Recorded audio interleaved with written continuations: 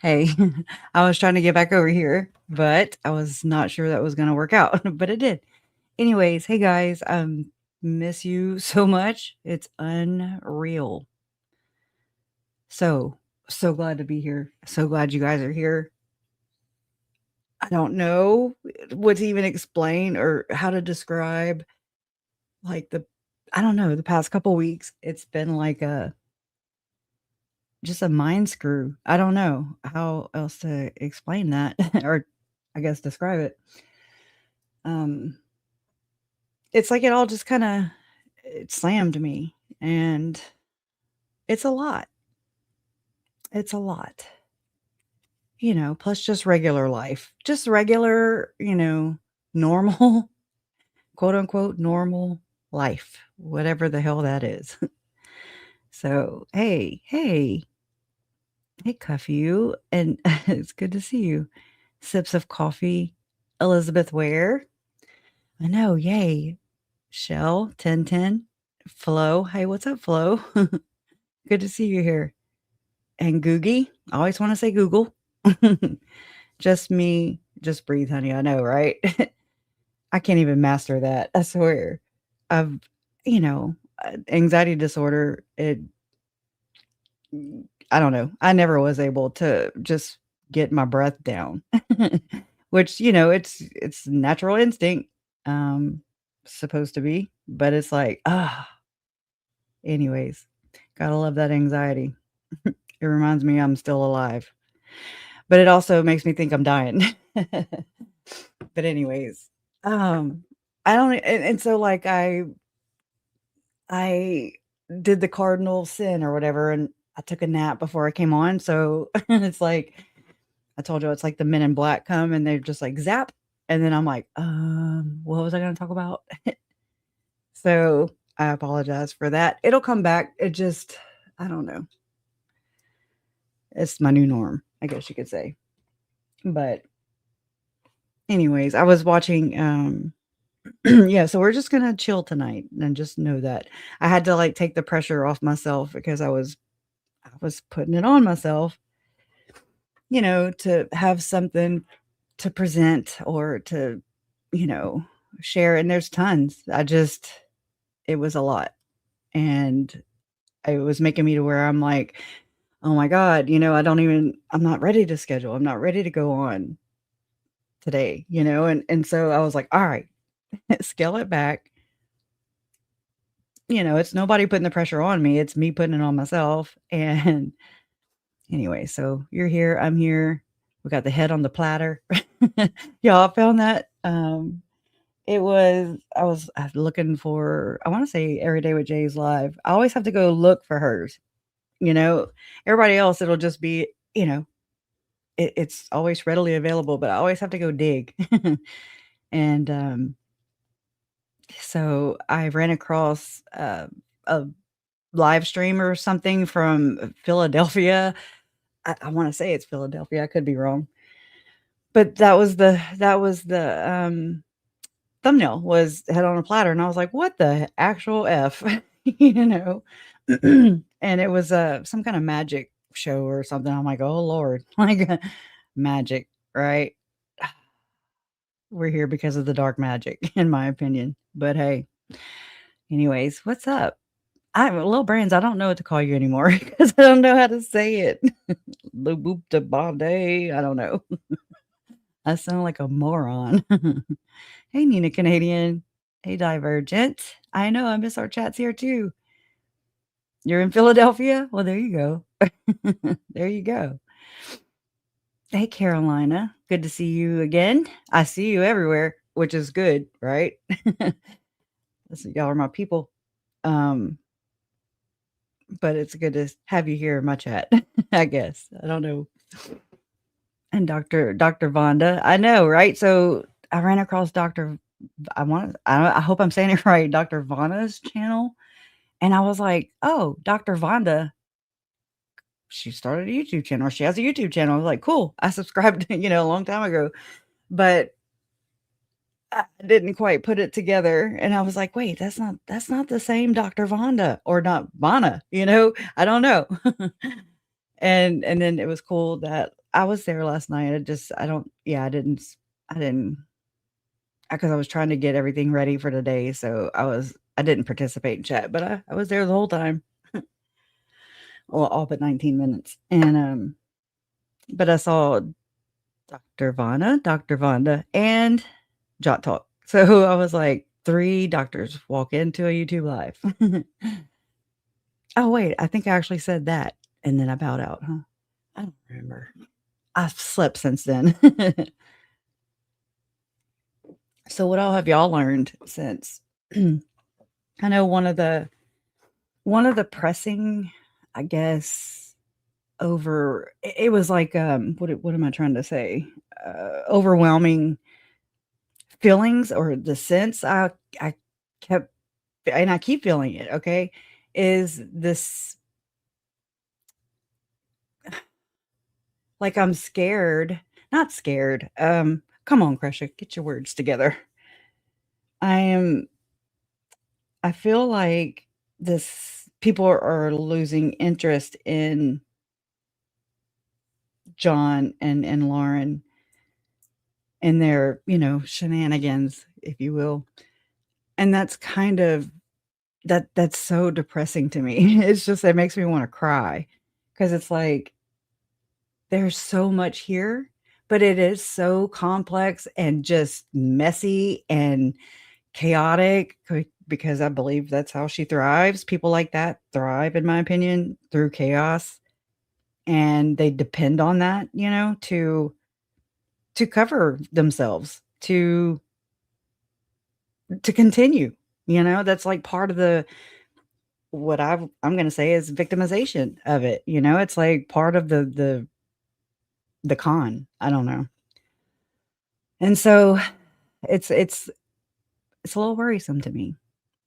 And I mean, I was thinking like, what if this would have happened like with Lori and Chad? Like what if people would have just lost interest and whoa, I mean, it's one thing to have like the whole realization that, oh, our family, all this stuff going on in my family, it's all of a sudden like on a world stage, and so then you have to like grapple with sharing, sharing such close, intimate, painful,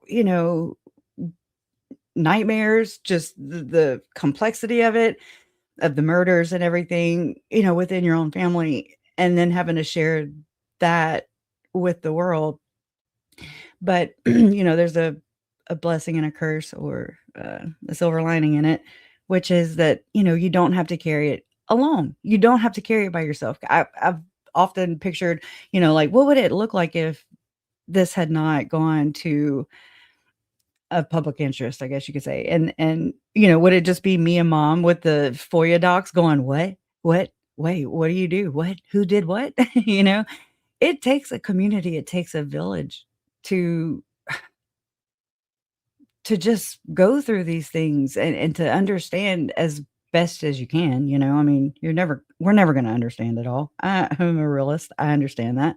But it's also like, wow, it's also a blessing in the sense that I don't have to carry it alone. There's all you guys, and y'all help not only, like, answer things, we bring our different experiences, our knowledge, our, understanding into the chat, and we just kinda throw it in, and it's like, "Whatever you need," if it helps you, great, if it doesn't, toss it back out. At least that's how I look at it. I don't agree with everybody 100%, and same for you, right?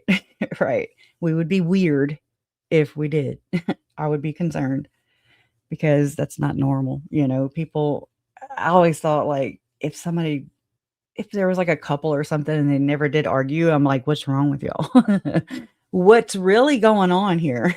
Or, like, 'cause they that's just unrealistic. Perfection, it's not realistic.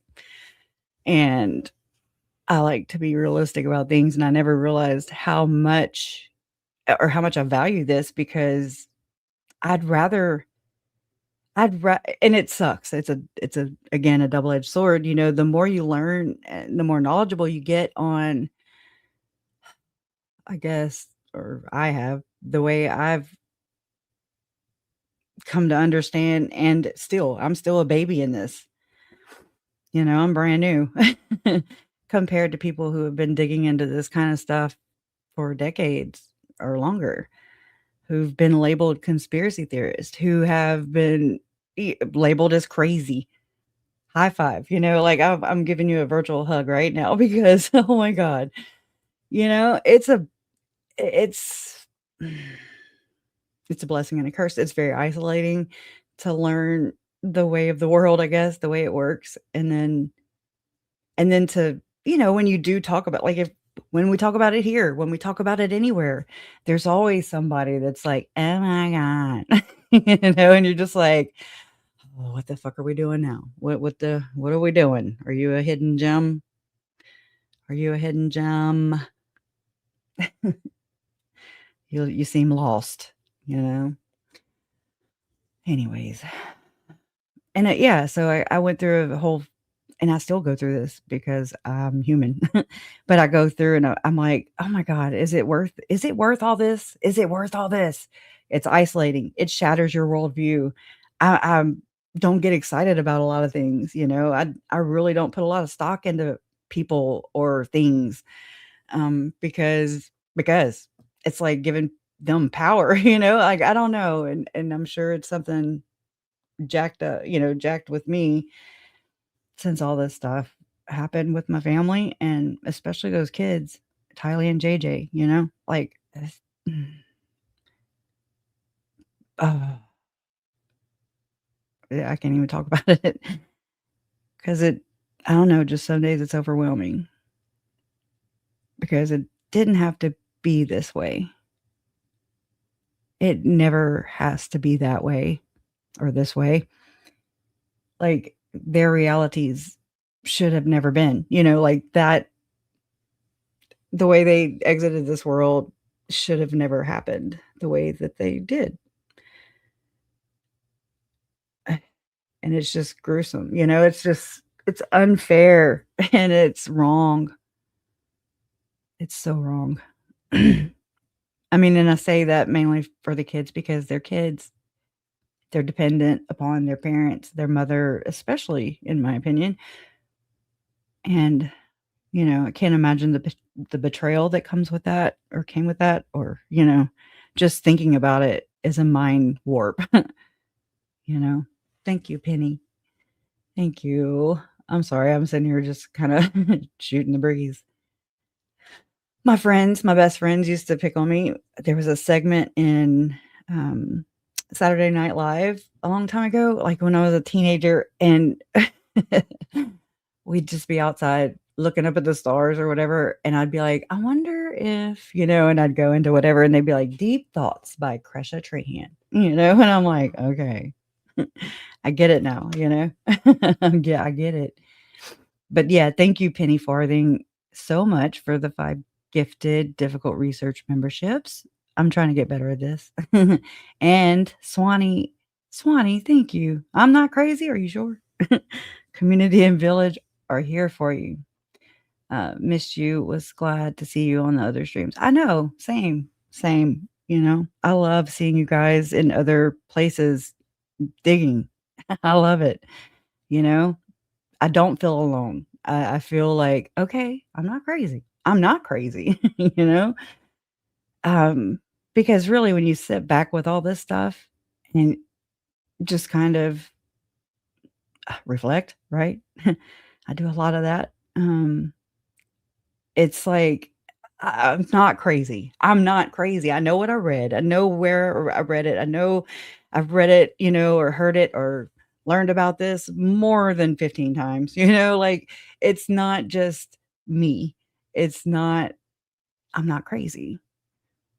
And I mean, sitting here and like trying to understand, which again, I don't think it's meant to be understood, the stuff that Chad and Lori and their compadres, if you will, are into because, I mean, Lori and Chad they're in prison, but the rest of them are not, and that's a kind of part of this problem.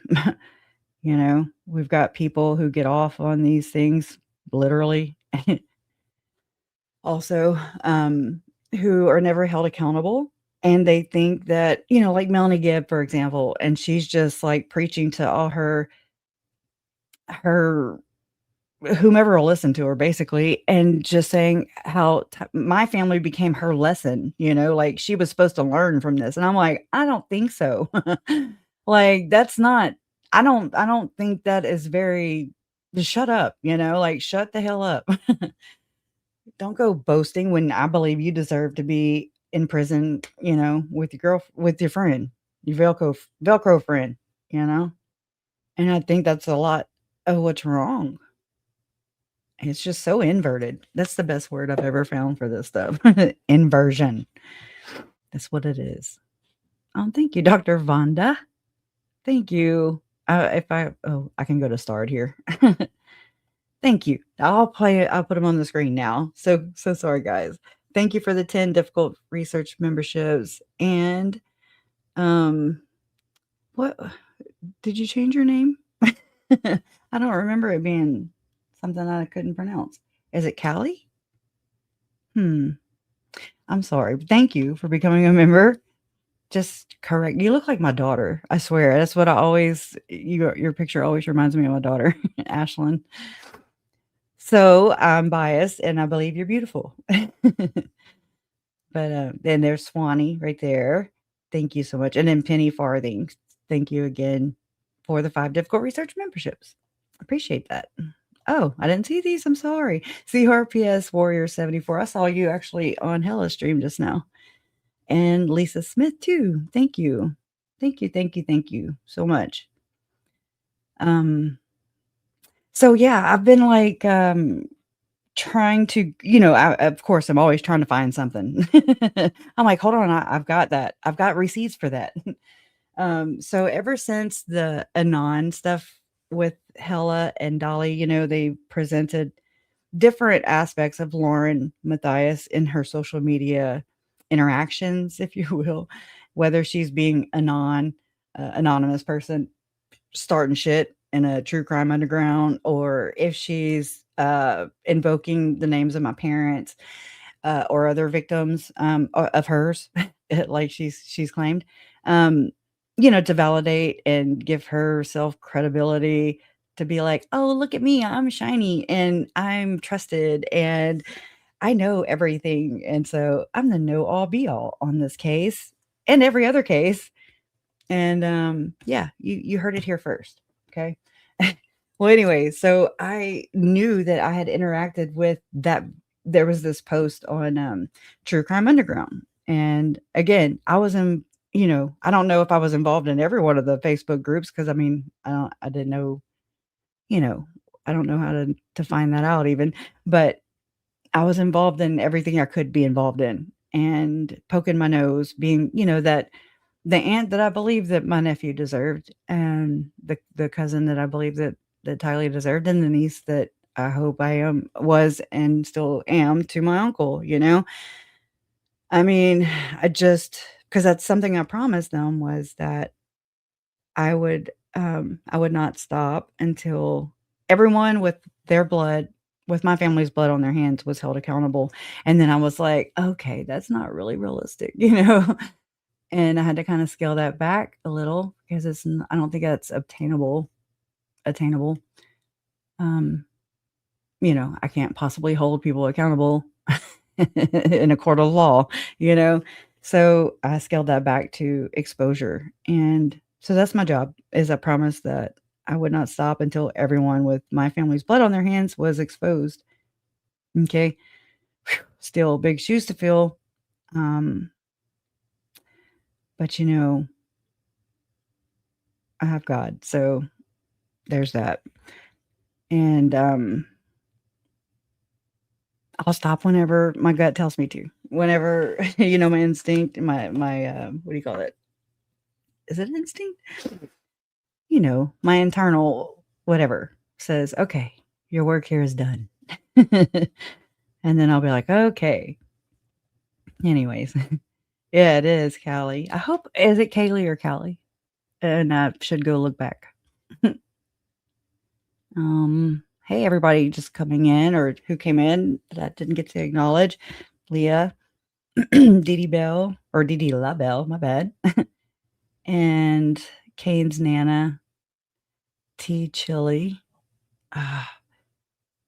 Y'all have the name Kresha, so trust me. It every time the teacher first day or the first week of school, as soon as the teacher would hesitate, I'd be like, "Here. I'm here. I'm here. It's Kresha. Kresha. How you Kresha. Kresha." You know. My mom named me, so. And hey, Grammy Cheryl. Yeah. Um, can you let us know about those groups and we can go say our piece or not? Yeah, I mean, no, I don't think it's anything like is Ashlyn in here? Is my daughter in here? That'd be different. She don't normally come in. Hey, Cindy, thank you. Thank you so much. You're doing a great job just being you. Don't lose that vibe. We will always be here for you. Oh, thank you.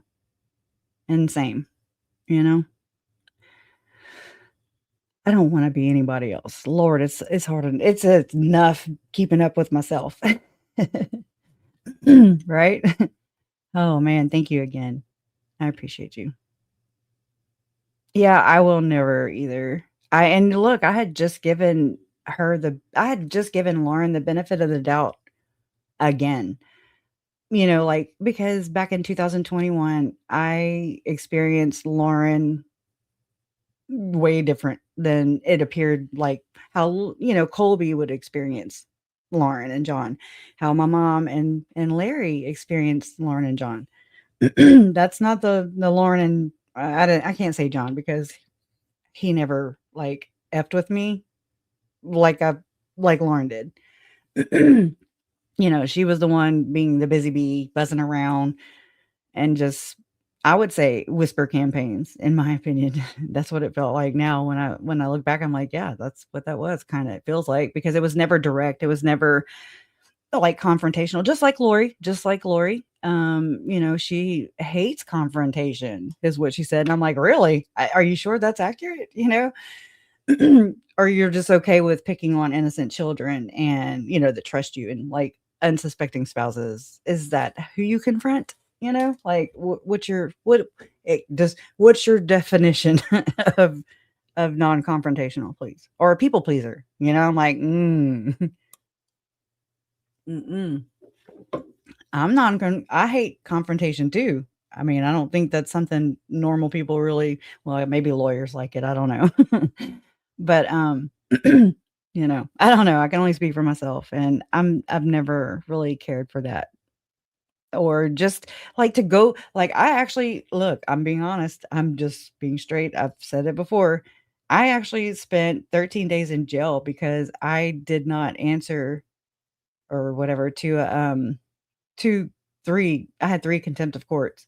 I will never, ever do that again. Ever. That was the, most oh my god, that was it changed me, okay? I was like, no. Nope, this is not the life for me, and I can't" like, I've kicked my own ass, a lot, especially while there, and I just was like, "Oh my god, this place is so loud," and it's just ruthless, and that was just like we have parishes here. It's just like the county jail. And I was just like, "I don't ever wanna come here again." So, yeah, answer your damn court, orders. Don't dismiss those. And I looked at that as kinda being like as having to, like, be there, like, I just I don't know. Um, like, I've always acted like a damn ninja if somebody shows up unexpected, I'm like, "Mm-mm." Who's I will not even say who is it? I'm just like, "Mm-mm."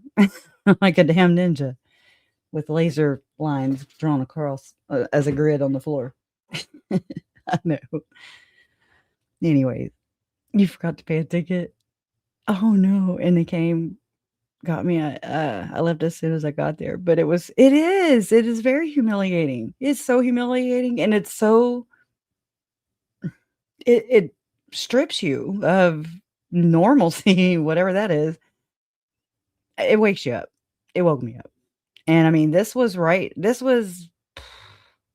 in January of 2019. So this was not long ago, you know. Oh, I mean, now it is, but it was not long before all, the stuff was happening with Uncle Charles and then the kids and all this crazy shit, doomsday crap, whatever this is. And oh my God. I just remember when I got out, I was just like, "Oh my god. Oh my god." Like, it was horrifying. I just knew that I didn't belong there. And also when Lori was picked up, I was like, "Oh god." And I picture myself to be harder than Lori, if you will. Like, harder, hardcore, like, tougher. And I would picture her just being in jail awaiting trial or, "Actually, tell us where your kids are, Lori," and she's like, "No. No, you'll have to guess." Whatever, I'm being facetious, but it's like, I was like, "Man, she must really like it there." Like, maybe I'm a twat compared to her, I mean, maybe I'm a sissy, I don't know, but it gave me a lot of great comfort. It still gives me a lot of great comfort knowing that she's in there, but it sucks knowing that she can still, um, foster pen pal relationships with YouTube true crime creators slash, reporters slash, well, washed up reporters, in my opinion, allegedly. I don't know. This was from my source, that says that apparently, allegedly, at least according to my source, they say that Lauren and her friend Sarah basically foster this, pen pal relationship with my murderous aunt. And you're like, "What?" But yet but yet, how like, I don't know. Like, it doesn't bother me if Nate does it, it doesn't bother me if anybody else does it, you know, because they actually aren't exploitative, Megan. You know what I'm saying? There's a difference. It's in anyways, um, there's a difference. There's people, those people aren't trying to, uh, infiltrate my family, basically. They're not trying to become my foster sister or something, or take my parents or, whatever it is that Lauren is doing, whatever. Ugh, it's disgusting. Hey, Dolly. Hey, Ash. That is my baby. Hey, girl. My honey. See, now watch. I'm gonna go find the other picture. Uh, Let me know. She reminds me of you, Ash. What are you doing? You wanna come talk? Look, this reminds me of you, but younger. I'm telling you. Tell me what y'all think. Let me find Ash again. See? I think you have a sister, Ashlyn. No, I'm kidding. She'd be like, "Mom, I'm glad you're here, baby girl. I love you. I love you so much." Um, Anyways, and Dolly's here. And so I was gonna ask you and Hella if you guys would, because so what I've been trying to do is just beyond, like, it gets so big to where I don't know how to rein it in. Okay. I'm not good at summing things up. If somebody ever told me to explain this case to them or actually even my life, I would just be like, and that's what I do. I just kinda go, and then I start kind of in a middle point, and then I just kinda work my way backwards. It never ends well. So, um, anyway, so I was trying to gather all the screenshots from, you and Hella's, live streams on these subjects of Lauren being the Anon member, and I was like, "Oh my god, I could just ask them on and then, present that side and then present what I have," because I actually have the entire, well, at that point, at least, that entire post of VanderSloot, because it had to do with VanderSloot and East Idaho News ownership and just shit that really has bothered me for a very long time and it got me here. It's got me following that lead and questioning, and I learn a little bit more and a little bit more as time goes on. I don't know. It's not because we have a award-winning, boots on the ground, uh, investigative reporter, Lauren Matthias, okay? She ain't brought shit here. Is what I'm saying. If anything, okay, and, this is according to, what Dolly and Hella have presented, is she was doing quite the opposite. She was being quite, you know what I mean? Pick your colorful word here. Um, and just going in as an anonymous member of True Crime Underground and just starting shit, basically. Or was it? Was it PR strategy? Because she prides herself on PR strategy, y'all. I mean, I know this. Um, and so it made a lot of this has made me think, like, what is her role here? What is it really just this? I'm a YouTube mom. No, I don't believe so. Bullshit is what I say. No, it appears that's not correct, in my opinion. And it's like, but where I'm at right now is I'm trying to figure out whether Lauren and Nate know each other and are just part of the same and from my research and everything, which was I wanna present it. This is what I was kind of, freaking myself out about because it is VanderSloot. He is litigious and allegedly, and he, he's a billionaire, and I am not. And so he's got way more time. I mean, way more money, and I just have all the time, right? Well, I can't cash time.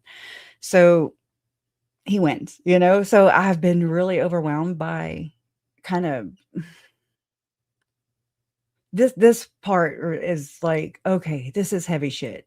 This is heavy shit. Like I'm not playing, like this isn't I can't just be throwing things around and I'm not, these are facts. I've got receipts on these things or they're out there, Wikipedia or whatever. Um, then you have Sarah Nelson, who is, again, according to my source, is Lauren's buddy, partner in prison pen palship, with fostering a relationship with Lori Vallow while she's in prison. But yet, and this is just allegedly because I don't have proof for that yet. I just have the allegations. But I mean, what? Like what the hell? Oh, I feel like I'm kind of just not even making sense anymore. Let me light this cigarette. Yeah, me and my mom sound alike. We do. Yeah. Let's see. Her words and her behavior are totally different. When someone shows you who they are, believe them. Didn't Lauren even write that in her god awful book? I believe so. And I believe that too, We need to trust your gut. But it's like I saw through her back in 2021 and she ran my friend, her and Hellas, okay? I know people kind of need a hero in the story or, the good guy and the bad guy. And I mean, I think multiple things can be true at one time, like I don't hate Lori Hellas. I don't hate Lauren. I don't hate Lori. I don't hate Chad. I don't hate anybody. But I also wouldn't invite them to my dinner table. You know what I'm saying? Because to a degree, in my opinion, Lori Hellas exploited my family as well. She just kind of, she's different. They're different personalities, but those two together, holy shit, that was a nightmare. And it ran my friend or someone I befriended through this case. She was covering this case. She was an ex-Mormon, who posed a threat. Now I'm seeing it this way big time and very validated. I hope Jen is validated too, because it's like she was like Jen, my friend, the L mom, she was bullied off of YouTube. Okay. I mean, just damaging stuff, and there are receipts out there of her being called an antisocial personality disorder, okay? There are screenshots of this being said by the Hidden True Crime camp. I'm not saying allegedly. You cannot just do this. And so Christina is the next wave, like how many times has this happened before with these people? And just reckless credibility, like using fake ass credentials or not, they're half truths, and not quite, you're not a Princeton freaking forensic psychologist, uh-uh. And I mean, little me over here, or how they made fun of Christina for not knowing what a PhD stood for. Neither did I. Why? Because I've never had to concern myself with it. I leave that to it's above my pay grade. You know what I mean? I pay for that stuff. I don't like, so I mean, that to me was like, whoa, what the hell? I don't even know. I don't even know how to look at this part, the stuff that has come out about John. I don't call him Dr. John anymore. Nope. Sorry. It's like respect. You want it? You have to give it. You have to earn that shit. I don't owe them anything. Yeah, don't forget to hit the like button. Hey, Jet Set Jay. It's so good to see you. So good to see you. Hey, Detective's daughter, Sonia Finnegan, and Lamisa. Hey, girl. How you holding Canada down over there? Yeah. It's okay to walk carefully around this, but trust me, things are continuing to come out. The same is true for Christina. I think about all the things that had to go right. She was unaware of for protection. Yeah. Yeah. Right. But I mean, I wish that people, especially the people that Lauren and John have successfully, at least to this point, manipulated and weaponized. They Hidden True Crime, in my opinion, weaponized their entire community, everybody that supports them, and their very friendships or parasocial relationships, whatever you want to call them, with the people that put food in their mouths, literally. Like they weaponize their empathy and their compassion and their trust. And that is just so gross. I mean, it makes me want to cry, just because that's so manipulative and wrong, and they're supporting that. But then I take that model and I look at people who endorse the church that I believe I have found to be very corrupt and oppressive, and it hurts its members. It steps on their heads, it doesn't care. It is a corporation or an incorporation. It is just about making money and exploiting its members, and that is the same model I see when it's like a mini version of Hidden True Crime. So it's like when these entities become, from I'm just a small YouTube mom, meh, you know, to growing into something so monstrous now. It's like a force to be reckoned with, it's like, holy shit, how do you stop the freaking LDS church? Okay, it's the wealthiest church. It's the wealthiest church. With wealth comes power. And then people, its members who believe they're there for one reason, but like I said, from my view, it appears they're being, used and exploited in every sense of the way, spiritually, mentally, physically, financially, sexually, sometimes. I mean, just all the things. That's massive. And it's so deceptive. And it deceives a lot of people, which could be, I don't know. I don't know what's after this life, but it could have eternal repercussions. If whatever, if it doesn't just go dark when we die. Yeah, I have no idea. Never died before. And I don't believe anybody in Chad and Lori and them's camp, that claim that they had near death experiences. I'm like, yeah, I don't think so. I think what y'all are doing is some really weird shit. Some mind control shit. That's what I think. Um, oh, there's always look, now one thing I have to admit is that I had like, as soon as the initial copyright strike and everything, and then suing me for copyright with the Copyright Claim Board, when all that stuff happened, and then I went through my comments and I was like, "Oh god." I mean, I just wasn't ready for that. I wasn't ready for people to be like, "You're just jealous." And I'm like, "What? What are you even talking about?" Like, how do you even compare the 2? Ho how? And then how do you say you're here for victims? They pick and choose is what I'm saying. Like, I'm not a victim, but I'm just don't say you support victims and victims' families, or you support a creator who claims to do that and is doing the opposite. Okay, so that doesn't math to me. Like, that doesn't mm-mm, that's not right. It's not accurate. And so it's like, so I've had a hard time, like, going and checking my comments and, hearting them and everything and responding. I never was really great at that anyways, but I'm really not great at it now, and I'm like, "Oh, man, I'm gonna have to get over that hurdle too." Um, yeah, I agree, Great Carolina, 100%. Yep. She was the L mom, so just so y'all know, she made appearances on Web Sleuths, and then, so that seems to be, like, and again, from Dolly and Hella's, work exposing, from Bright Breakfast Mr.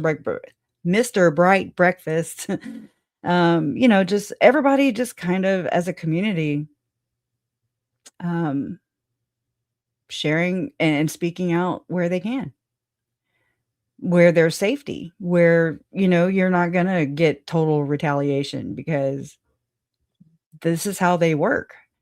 And litigious and just messy and chaotic and just people don't wanna get into this shit, and I understand that part, but then I don't.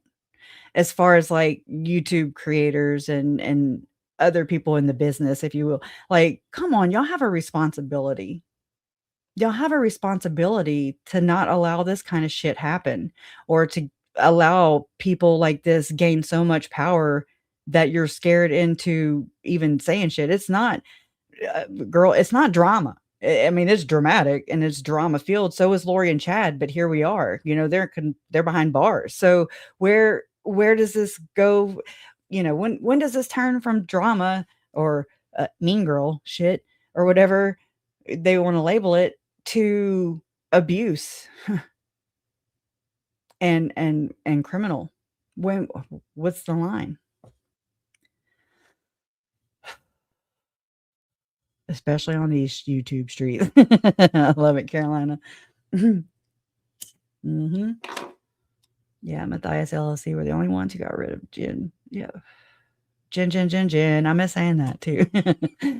Jen, Jen, Jen, Jen. I would pick, that's anyway, she was just a really good friend to me. She was somewhere she was the only person I could go to, and she was a vault. And I appreciated her for that. Coming from the culture and I mean, she was just doing her regular ex-Mormon, leaving the church type of story, and then she covered I'm talking about Jen, the Mom, AKA Jen Unveiled, um, and then she started, covering videos, on Lori, like, on the recording with Melanie Gibb, where she's like, "I'm a warrior," and so, I mean, I found her. I reached out to Jen, and And then she got ran off, and I mean, I feel responsible or, like, at fault for that because had Jen never involved herself in my family's crap, drama, murder cases, you know what I'm saying? Like, this is big shit, and people do care about the narrative. Turns out. Really crazy world we live in. I care because it's my family, and it's our family history, it's sealed, it's done. Thank you, Chad. Thank you, Lori. And, you know? And so it's like, I wanna hold these people accountable. I wanna be held accountable, you know? Like, I don't wanna just be saying stuff that's harmful to their story or that aren't accurate. I want as much of the truth of their stories of the how this went down, how it looked for Tylee, Charles, Tammy, JJ, and Joe at the end of their lives that were, in my opinion, taken. I'm saying that mainly because of Joe, okay? I feel like he was I'll just to say it in a YouTube friendly manner, I'll just say taken, okay? Just the watering down of things too bothers me to no end, to no end. I can't stand it. I cannot. So, I do wanna show you guys this, if y'all will let me share my screen, please? No. So this freaked me out, y'all, and I was like, "What in the hell am I hearing right now?" So, I'm gonna explain.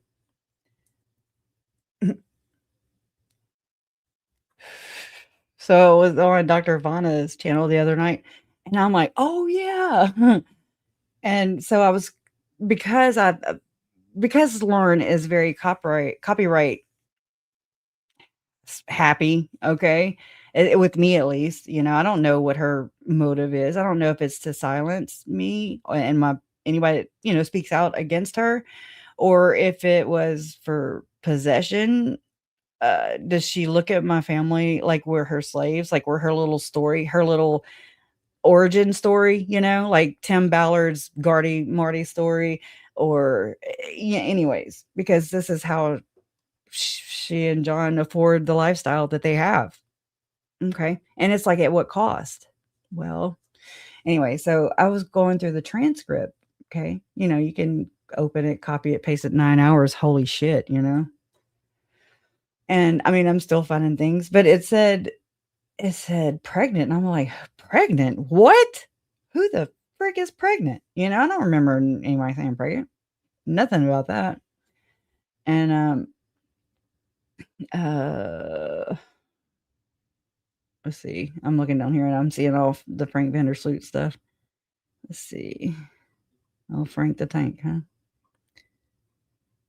Oh, he's a very boring individual, but concerning individual, in my opinion. Allegedly. I'm gonna say that a lot. Like this was gonna be, you know, Frank likes to or Frank has been known to use, you know, things like this. Billboards. This is a copy of a billboard, picture of a billboard.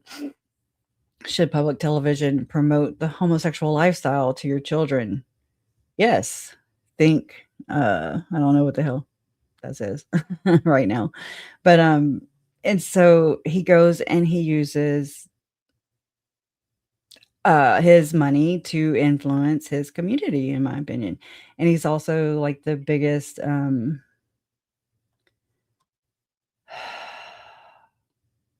he's very biased in my or let me shut up because I don't have anything in front of me to just script myself, you know, but he's really big with this dude. Okay, Mitt. Yeah, he affected this guy's life. This is how I learned and dug more into VanderSloot. Why is it so gross looking? It's a bad copy. This is Adam Steed. Caw. Okay, right there. Caw. Like he needs any more. Let's see what I got.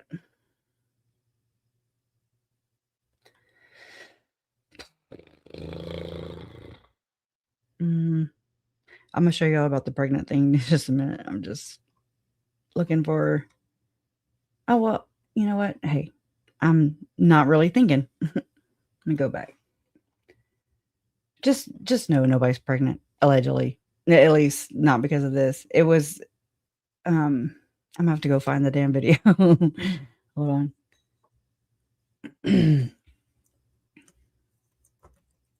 Hold on just a second. Mm, okay, can't type. All right.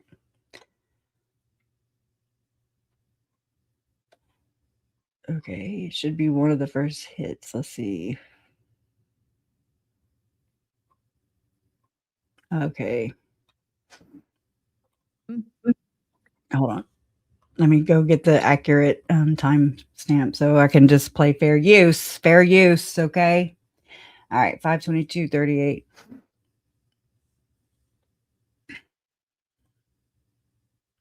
$5:22:38. And so when Dr. Vanna slowed it down is the only time I actually heard what it really said, and I was like, "Oh," so Imma slow it down, um, just a little bit. Let's see. Am I even in the right spot? 5:20. Professional, composed, and a truly wonderful friend. To hear the stress and fear in her voice has been devastating, and it must stop. Criticism of someone's work is one thing. It's true. Criticism is fair. Criticize my work. You know what the church's stance on criticism is? Is that you can't criticize the church even if the criticism is true. Quotes. Okay. Yeah. All you want. Criticism of someone's work is your work is shit if you're exploiting victims in order to obtain your said good work. Okay. So that's debunked. You're welcome. One thing, but setting out to destroy a person, honey, she's good. She's good enough at doing that on her own. Just saying. Just had to sit back and watch a little and gently guide it, incite fear. I bet it is scary whenever your words come out and haunt your ass. It's called karma, girl, and you just gotta embrace it like a real woman. Okay? That's just me. And to threaten their livelihood is reprehensible. Isn't it irreprehensible or is it reprehensible? I had that question the other day. I need to go look it up. Harmful and flat out wrong. Insert Dolly right here, right? He kills me with that shit. Oh, I love the dramatic readings, okay? I do. No one should be subjected to this kind of harassment for simply doing their job. Feel free to contact me if you have any questions. I'm really way back here. My bad. I can't count. Oh. Them fingers are long, y'all. I was watching her ping videos last night and I was like, oh my God, they're like tentacles, I don't know. Her digits are crazy. Why don't you put that on? You guys can watch the other angle of us. Oh, yay. And I'll run to the restroom and we're going to dig into this because this next thing is really important. She's like trying to get promotions for Depends undergarments. And I'm wiggling. Well, get the fuck out of here. I've had a lot of water and my mouth. Where's your Xanax? It's still dry. I'm sorry, guys. I'm nervous. Nervous, my ass. Lauren and I'm Grayson. You heard? Look, when I actually didn't go listen to it. I just was like, oh my God, this transcript, it says pregnant. And I'm like, how the hell have we not caught that? My water in my mouth is still dry. I'm sorry, guys. I'm nervous. And then it jump cuts into the body cam. And I'm like, whoa, shit. So I didn't share it. Okay. It just, when she said, I'm Lauren and I'm Grayson. Lauren and I'm Grayson, but fast. That's not what you hear. You hear Lauren and I'm pregnant. And you're like, what? Is Grayson pregnant? It just tripped me out. So regular speed. I'm nervous. And then imagine people. Lauren and I'm Grayson. So yeah, I still heard Grayson right there, but anyways. So that's a lie. Nobody's pregnant allegedly, unless things got a lot freakier at CrimeCon. I don't know. I'm just kidding. So as of right now, anyways, So there's that. Thank you, Donna. I appreciate it. She always laughs at it. She's like, here, fair use, fair use. But yeah, I would have never caught it. That's why working as a community really does help. It really does, y'all. Like, I don't know if you understand or realize how your participation in rewatching these things, they're triggering, and sometimes they get even more triggering as we go. It seems I'm just like, oh my god, I can't hardly take them sometimes. I just talk shit at the screen or whatever. And this is really how I've gotten through Lori and Chad and Julie Rowe and Tim Ballard and Mike Stroud and all their little, Mormon militia, okay, of all their content of just yammering on about Mormon stuff, and I'm just like, what? What are we doing? But I mean, so I've been able to get through that stuff and digest that content through, community. I love it. Oh, thank you, every day, Jay. I need to send you a link. Yes. I happened upon your live today, and oh yeah, that's when we found Miss McSpunky. Let's see.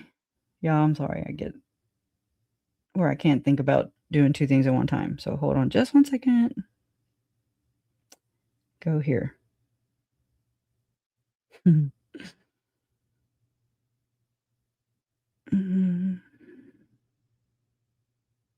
Okay. And they changed StreamYard around. Oh, wow. I don't even know where my live is right now, to be honest. What? Where does it go? Weird. Okay, I don't see it. So I can send you one in chat. Man, I don't like when people change shit around. I don't, unless I change it. And then I'm like, okay, now it's my fault. Oh, there it is. Okay, what the hell? That was weird. All right, invite. Copy. And text. And sent. Okay. All right, now I can move on. I can talk and think at the same time now, allegedly. Let me go find that little clip too. I heard Jade's. Well, she always brings up McSpunky, right? Because he's always flying up in like Web Sleuths, Megan, Connor, Vinny Politan's YouTube channel. Not really the Court TV, but his regular personal YouTube channel. And that's where the song came from. And so I knew that McSpunky had showed up on Web Sleuth's live stream before, and it was around this 24-hour it's the end of the world party, that Trisha does.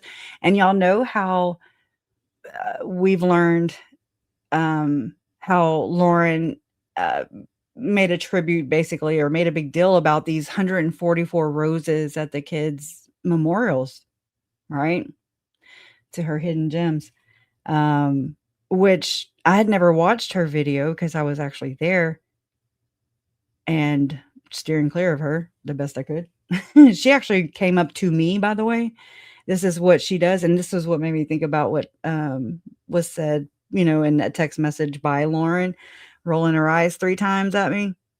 Because she said I went up to her at trial one day. That's not me. Like, I'm not one to just be like, oh, hey, hey, girl. No, that's not me. Like, but if she's around, I'll be nice. That's what I'm saying. So I don't know for sure because I can't remember.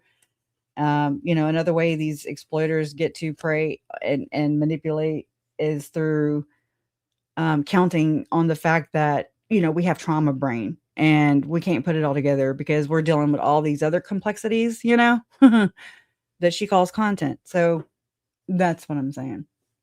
But anyway, so the 144 roses to me was indicative of or could be interpreted as the same thing that Lori and Chad were gathering 144,000 to usher in the second coming of Jesus Christ. And if you look at this as a bigger movement, because a lot more people say this kind of stuff, not just Chad and Lori, and not just Lauren. We've got Manson. He's said stuff like this before. We've got all these. It's like the second coming, or what do they call it? Is it called second coming programming or end times programming? Mind control, y'all. Look into it. I used to be like, that is such a weird damn term. Whatever. And then you're like, oh shit, I'm one of the sheep. And then you're like, oh no.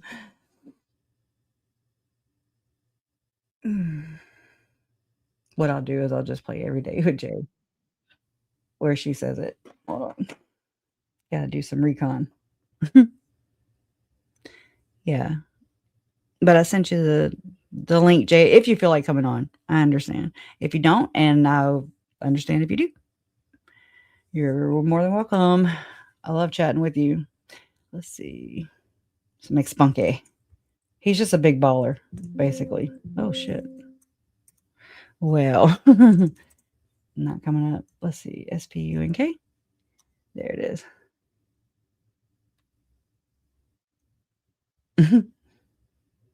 All right. Now let me share my screen again.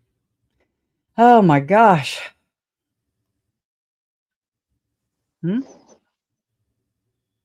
Oh, what the hell? It reset. What the hell? Hold on. I had it pulled up and everything. That's weird. Or is it right here? It is. I have two screens. I'm not surprised. I'm not surprised at all. Okay. Jay, your alt was hardly an alt. They made such a big deal out of it. Here it is. Galen, what do you think about McSpunky? Do you think he is paid to do the membership gifts to so many channels? Well, let's talk about McSpunky. We need to.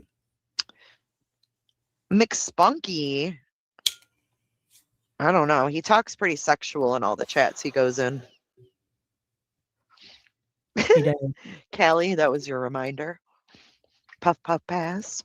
All right, let me go to the next one. Hold on. Let's see. Okay, so I found the link. Like, it took me a while. Okay. And as I was digging through some web sleuth videos and stuff while she was talking or whatever earlier. And then I actually came across the one when Trisha introduced the Vinnie Politan introducing the McSpunky song, but I don't know where it is at this very moment. So it's in one of the ones I watched earlier, trying to dig. I just don't know which one. But you made the thumbnail? All right, let's see. 5445. Oh my God, he's on camera? Yay. Or he's just on panel. Okay. Good job, Crusha. Okay, hold on. Let me switch over to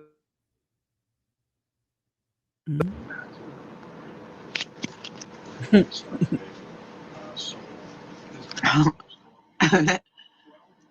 on. Okay. Your meta classes, by the way, you can see it better now. I don't know if you're using them, but remember how horrible that was. Well, the school that JJ went to is I've done some research on it, and it's a very positive adults. By research, she means that she asked me if like who my mom and who my parents would want charity, like money to go to, and we, there's nothing set up nonprofit or anything like that, and I shied away from nonprofits a long time ago when I started learning that all these people networking in the good old boys club, basically. It's like they have to have that or something as part of their selling their soul, or I don't know. I don't have it figured out. That's why I was like, it's way too much for me to learn right now. And they pop them and produce them, nonprofit organizations, like it's nobody's business. And I don't want nothing to do with that. I'm like, no, I'm good. No, I'm good. So anyway, so my mom was like, told me, and then I told Trish, well, you can send it to JJ's school, Life Academy, Lawrence Institute, oh my God, for Education. over there in Phoenix area. And anyway, so she that's the research she did. I'm sure she didn't dig too much into it. I've done some research on it, and it's a very positive adults, children. I'm gonna pull you up. I hear you. I can hear you breathing. No, I don't. You could? No. Are you there? I can hear you breathing. She was back there like breathing heavy. No. I wasn't. I swear I wasn't. How are you? I love your hat, by the way. Had to do Oh my it. God. That's from New Yeah. Year's Eve, by the way. I know. Mine's on my shelf back there behind me, but I don't have my camera on for it's for the good of the community. We don't need to see me right now. It's Sunday, y'all. My voice is enough. Right. Sometimes it's like they don't need the visual too, you know. It's Right. overstimulating. It's just a little much. Yeah. Sometimes I feel like I do better with just audio, you know, just the audio. It's like I can pick up on things. Me too, because you're not as distracted. Right. But hey, good find on this McSpunky panel. I guess. So You're welcome. McSpunky is someone asked in chat if he was Mormon, and I seen him say he was. Yeah. He was? That's what he said, unless he was joking. Oh crap. Okay, but there is more because this wasn't all that I remember. I remember him talking to Megan on a panel type, so I want to say it was on VanderSloot and they were joking. I thought they were being serious, but and I was urging, like I was instigating, I guess, by saying, they were saying that they were going to do a dramatic reading of Loin Fire from Chad. And I was just like, oh my God, I can't get through it by myself. That's the one thing I cannot read. Wait, when did they plan on doing that? When did they plan on doing that? Recently? No, this was back before they betrayed everybody. Oh, shoot. Well, Megan, if you're listening, I would literally pay money to hear you and McSpunky do the Loin Fire. Girl, it's being mass produced as we speak then. They're like, Megan. Megan and Spunky. McSpunky. Yeah. So you thought, I understand why you thought that one, because Megan came up there. You thought maybe that was the one? Mm-hmm. She was right before this segment, like she went off and then he came on just briefly though. So I was like, so I'm gonna have to do some more digging and I know I'm gonna find it somewhere around that time frame though. July 22nd. Okay, so in the ritualistic aspect, how we were talking about Lauren and John doing their not for the 100,000 members or 100,000 subscribers, how you get the YouTube, right? Yeah. And they supposedly got it. They printed it hot off the 3D press. I'm kidding. But John didn't even have to put pants on. He didn't have to put pants on. I was mowing grass that day that you found that. So like I can't even talk. I'm so glad that I was spared from No, I went back and looked at it later though, so I understand what I missed. I didn't miss anything except John's pants. But yeah, so there was one day I was in chat and you were going over it but I was mowing grass at the same time. So yeah. But so they did get their plaque for the 100,000, but they were planning a party for the 144,000.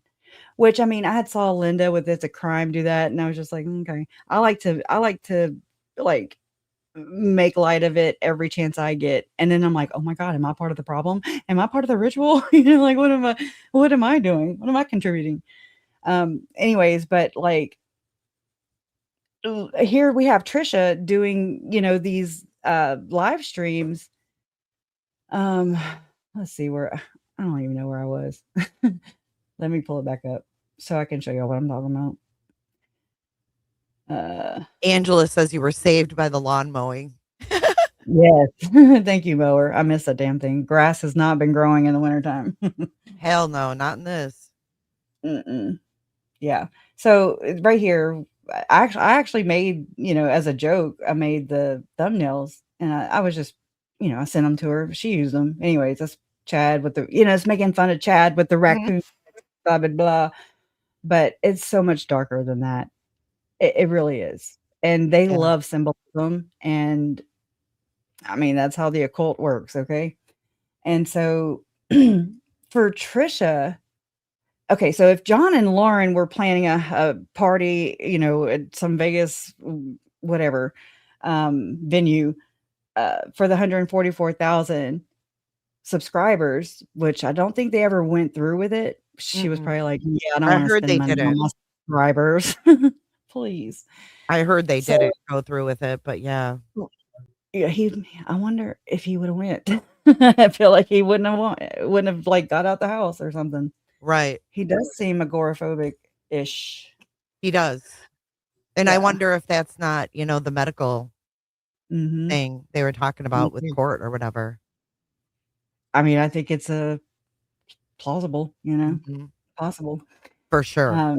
It just makes me wonder though more because I mean, just, the wild things and all that shit, and they're like literature, they're diaries, if you will. Oh, Their journals are weird. I'm like, I must have been a very abnormal kid because I didn't have any of these thoughts ever, no, me you either. know? No, me Uh-uh. either. They're So, they're wild. yeah, Very. that's where the wild things are. The one For sure. I was like, Every "Wow, I'm like, dang," "What is this?" That's Everyone's what I was like, "That's doing. a kid's book. That's a kid's book." I'm like, "I know, but look at it. Like, why is he It is. choosing this one?" Like, Yeah, he perverted it in my opinion. Like, yeah. there's a perversion or inversion or both, I don't know, that's going on here, and it's like they exploit everything they That's what I touch was and talk just gonna about. say. They ruin everything. Yeah. Yeah. Talk about when I heard, I love the Cranberries, and then here comes Lori and Chad with Zombie, and I'm like, "Well, fuck." Oh, Y'all man, I didn't even put that assholes. together, and I love the Cranberries too. Yeah. I'm just like, "With their tanks and their" anyways. And their bombs. I love that Yeah. song. And I mean, didn't it turn out that she was also abused by, you know, Yeah. the underworld, if you will? Crazy. Anyways, the world we live in, I swear There's our so much perception going is on. so wicked. Girl, I'm telling you, like, there is so much going on with just exposure. Exposure. Yes. Yes. I agree. You know what my daughter asked me today is obviously she's on X and stuff, so she's seeing all the Epstein release and all that stuff. It's all over. And she's like sending me things that, were like, ew, like Yeah. what the hell? And then she said, I don't get it, mom. If all these are being released, how come no one's getting in trouble? How come Mhm. nothing's happening? And I just Ugh. thought from her perspective, how weird that's gotta be to be Yeah. 25 years old and see all of this coming out, but there's no accountability, How Oh, do you wow. explain that? You know what I mean? That, "Oh, we're just finding out who they are. We all know they're gross and they've done this and that," but there's no accountability. Yeah. Wild. That's if Ashlyn's still in here, girl, that's my daughter, like, I wanna know how you see it. Yeah. I wanna know how she sees it. She's 20. I mean, same difference, like, it's yeah, 'cause it's weird I'm 47, and I'm just like, Right. "What?" Yeah, I mean, for us, it's like, oh, we're finding out things that kind of were, whispered about. We're finding out they're true. But Whisper for our communication. kids, they're like, who are these people? And we're finding out they Yeah, did all this horrible shit, and yeah, there's just no accountability. and we watched and we entertained it. We were entertained by it. We actually looked up to some of these people, at one point in time Yeah. in our lives or another. We I mean, endorsed it. hell, I think we all as kids in the 80s, wished that we could be, Mhm. on these shows or like these kids and Yes. have Big that like time. yeah. It really freaks me out though, like, I mean, just looking at, like, the Erica Kirk, Charlie Kirk situation, And I Mhm. call it a situation because the jury is out on that where Yeah. I'm concerned. Like, whatever, Valhalla, la la la la la. I don't know. I wasn't there, so I can't vouch for it, but I can just kind of observe things, and as they play out, I have my opinions. I don't. If you share your opinions, they're not always of public opinion, so Right. you can get backlash for that. And I learned to just kind of choose my battles. And I mean, again, it's just a thought, but some people will persecute you for your damn questions. Mhm. They're like, "Oh my god, you're questioning John's credentials? Right. How dare Oh you? my god." Yeah, and I'm like, "Go fuck yourself," because you're using those credentials on top of a lot of other things and a lot of other people to bread your butter or butter your bread, whatever. Yeah, we should be able to question things like that, especially when someone's making, such serious, um, what do Mhm. you call it? Analyzations on things. Yeah, it's like you're either this or you're that. There's never a and, Yeah. and. And I've learned that with the co-conspirators, named and unnamed in our case, like, okay, there's no heroes here. Like, when people are like, "Oh, I'm so glad Serena testified," and I'm just like, "Fuck her." You know? Mhm. Like, these Right. people were okay with praying my family members dead, period, end of They were story. fine with Their everything grandmother, until it their wasn't. Yeah. mhm. So there should be Lori, Chad, and, you know? Oh, I agree. I agree. I So hate the it's deals. I hate the deals for testimony because especially in, like, that case, right? Like, they should not have needed their testimony. Like, they should have had mm-mm. more than enough evidence to give people deals like that. Yeah, speaking of text messages damning people, I mean, they were pretty bad. I mean, even Mhm. though they speak in Mormonese, that's what I call it, but Mormonese, that's a good one. yeah. I mean, it's just like I look at it like how Diddy, he used hip hop allegedly. I'll just say allegedly for fuck's sake. Who did? Diddy, he used his Oh, yeah, yeah, yeah. status. He used his John's credentials, if you will, Right. and you couldn't question those, or you wouldn't, get any you still wouldn't get any money because Lord knows they kept that too, I Yeah. mean, you're thinking anyways, they're just exploitative people, Did you hear and they about Steven Tyler? Mhm. Yeah, I heard you talk about Er, it, and I was like, "Oh my god, that's like the first concert I ever went to, me and my mom and my friend Lisa." just the whole thing that kinda struck me was when I read that, he had gotten this 16-year-old girl's mom to give him custody so Yeah. he could take her daughter over state lines, and I was just like, "Oh my god, this is like Diddy," you know? Yep. It's been I going on, like mean, you said, for decades. when you said that, it was yeah, that's nasty, and it's unacceptable. It's unacceptable, and a lot of people like to say, "Well, back in those times, and this and that," but we have to draw a A hard line. line here. Yes. I mean, Yeah. look, I come from a family, Jerry Lee Lewis is my cousin, or, down not first cousin or anything, but I'm related to him. I'm related to Mickey Gilley. I mean, I'm thinking, Are they "Oh, from shit." Louisiana? Oh, yeah. Yeah.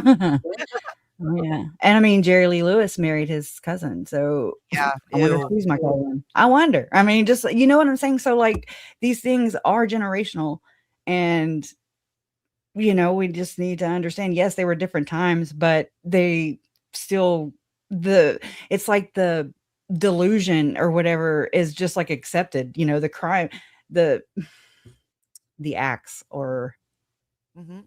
I guess Well, I is mean, what you'd think call about them. the victim, right? I mean, we're all talking about Steven Tyler, but That's think true. about the girl who was 16 at that time, even though it was a long time ago.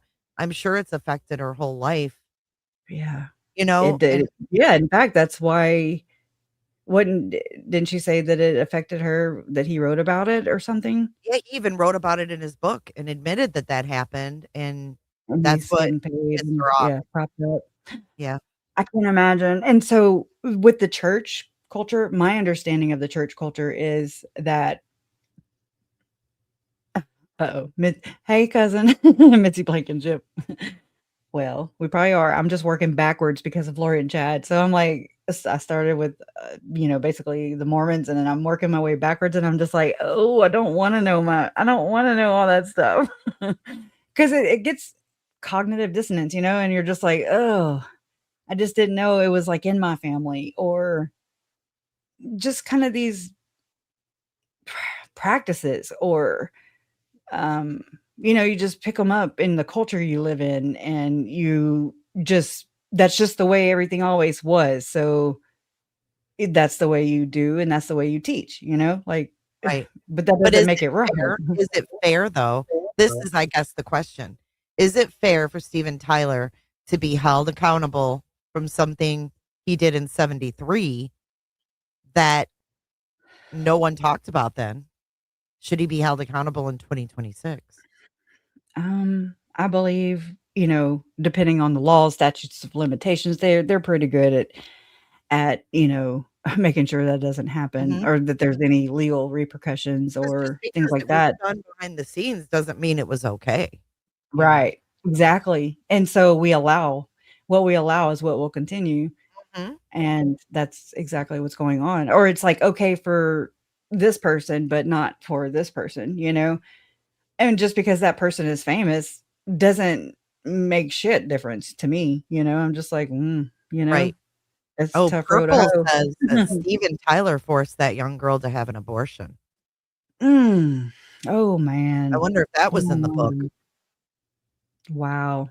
I mean, I don't doubt victims. Like, I believe them until they give me a reason not to, just like anybody else. But I mean, I don't wanna be a part of the problem either and go and buy his record, if you will. Like, I don't wanna go buy his book. I don't wanna support that. Mhm. Victoria's Secret, I had to give up Victoria's Secret bras because of the other creep, Yeah. that Yeah, owned yeah, yeah. Victoria's It Secret. ruins shit But for you. That's why I yeah. haven't dug into any musicians Ugh. because I love music so much. Mm, It is like my savior, if I'm having a bad day, I listen to music, and yeah. that's why I never would even wanna buy a book written by Steven Tyler or any of these people because I don't wanna know. Right. That bad? Ignorance is bliss, yeah. I Mhm. mean, yeah, because it's the same thing. I'm just being honest, it's the same thing as silence is complicity. You know what I mean? Like, Yeah. I don't know. Yeah. Because in your gut, you feel like, I'm just gonna steer clear of that." So just turning a blind eye to it doesn't make it go away, and it True. doesn't, you know And that's kind of where I'm at now. I'm kind of like, "Okay, I can't skip over things that I see," So, I did Yeah. report on it even though I was like, "Damn it." I mean, one of my favorite bands of all time. Um, Mhm. and are you You able know? to separate The the cognitive music dissonance from part. Yeah. Mhm. Where you just can't get over, somebody that you idolize or have looked up to, you know, especially for like, I used to be into music too. Like, I'm a human iPod, I'm just Uh-huh. like tunes come into my head all the time. And, Too. um, but I mean, I guess that's what we had to relate to when we were growing up. We didn't have cell phones, at least not. Music I was mean, a I think I huge was, part of our lives, it yeah. was, it was. I didn't realize how huge. Music videos were I huge. remember laying on my floor on one of my clear phones that I used to hide in the closet when my mom would punish me, and I'd plug it in to the wall, and I'd just be listening, Nirvana or Guns N' Roses or, whatever would be on MTV, and I'm just talking to my friends or whatever. It just, you know what I mean? Like, it's Yep. nostalgic now. It's like, It seems so innocent. we're going to the skating rink, and just the music, and yeah. Yeah, there I was something about, Bono from U2 in the latest Ugh. drop. uh Something It's about like, he had some kind of a adoption thing going on or something, I oh, don't know. no. He did something overseas. Maybe someone in chat knows more about Bono. I don't know a lot about him. I just, like, my son was born on New Year's Day, and so the New Year's Day song, I mean, I always liked Oh, his, yeah. is that you too, right? You too. Yeah, I love their music. Yep. I mean, Again, the only one I did not like, the only song I didn't like was from Leonard Skinner, and it was "Ooh, That Smell," and I'm like, "Can you turn that off?" I remember that as a kid too, my sister playing it. I hated it. Like, "That's a god awful song," It was you it know? was bad. It It was it bad, and I think affected because my we ears. we were kids, we didn't understand. Mm-mm. No, and I Oh, mean, like, her yeah, I Donna remember loved the Osmonds. she did, and Chad Daybell took a picture with, was it Alan, Donna? He did? Alan Osmond? Yes, a selfie while him and Lori were hooking around. It came out Oh, in the Arizona trial for Charles, I think. what did you I'm like, I'm "Oh, no." I am dying to hear your opinion on this Scott Mitchell. You know, look, the first time I watched it, again, a lot of these things don't come to you at first glance, especially when you don't see the world the way that you like I see it now, just it could Yeah. be a year down the road and I'm like, "Holy crap." So I think it's important, like going even back over your and other people's earlier lives on this is eye-opening. I'm just like, "Holy shit," Yeah. And I mean, I've done that with Lori and Chad, and in their case, I still go back and visit things and I'm like, "Oh my god, I see this as this," I didn't have the answers for this or even this thought, this possibility, but it's like people reveal to you who they are, and then going back, because they cause you to question everything. And, I mean, I guess because it's been more in the public arena, it's allowed me to do that Mhm. more, because I mean, I enjoy, being in the chat. I enjoy you guys banter, like, um, anyways, so I just think it's important to review these things and go back and look, but Scott Mitchell has always bothered me. I mean, I didn't look at him as concerning, I guess. There's this other guy too who's involved in a lot of these apocalyptic type elite Mormon circles, and it's Steve Young. Like, he endorsed Operation Underground Railroad, and Mhm. whenever you played that the other day, though, and he said Mhm. Underground Railroad, and I was like, "What the fuck?" My God, Like, that was just the way it came out was like nothing. I was yeah. like, "Oh." Oof. Underground bunker, yeah, I've heard so many people say that that's I mean, where a they lot of us thought maybe did they say could that, go. right? A lot of us Mhm, were like, "Okay, they're probably and hidden hope. somewhere in a bunker and they're gonna produce them." I mean, Yep. that was the sentiments of a lot of people, but the Underground Railroad, like, whoa. Yeah, no, dude, that's way too close for comfort for Mhm. me, and so, again, I'm like, you don't what I understand of what the elites are, in my worldview at the moment, it always changes, um, is that you don't get where you are, and you don't, get to be plugged in to the quote, unquote, "network" if you're not selling yourself. If you're not selling your soul or, uh drawing allegiance to the dark, the occult, basically. You're anyways, because there's even, like, YouTubers, who are, everything like, we were questioning, the neon signs, right? And I mean, like, the microphone, Charlie Kirk, there's this whole microphone going on with Glenn Beck and somebody else, anyways, and then he passed it on to Charlie Kirk and then or something like that. I don't know.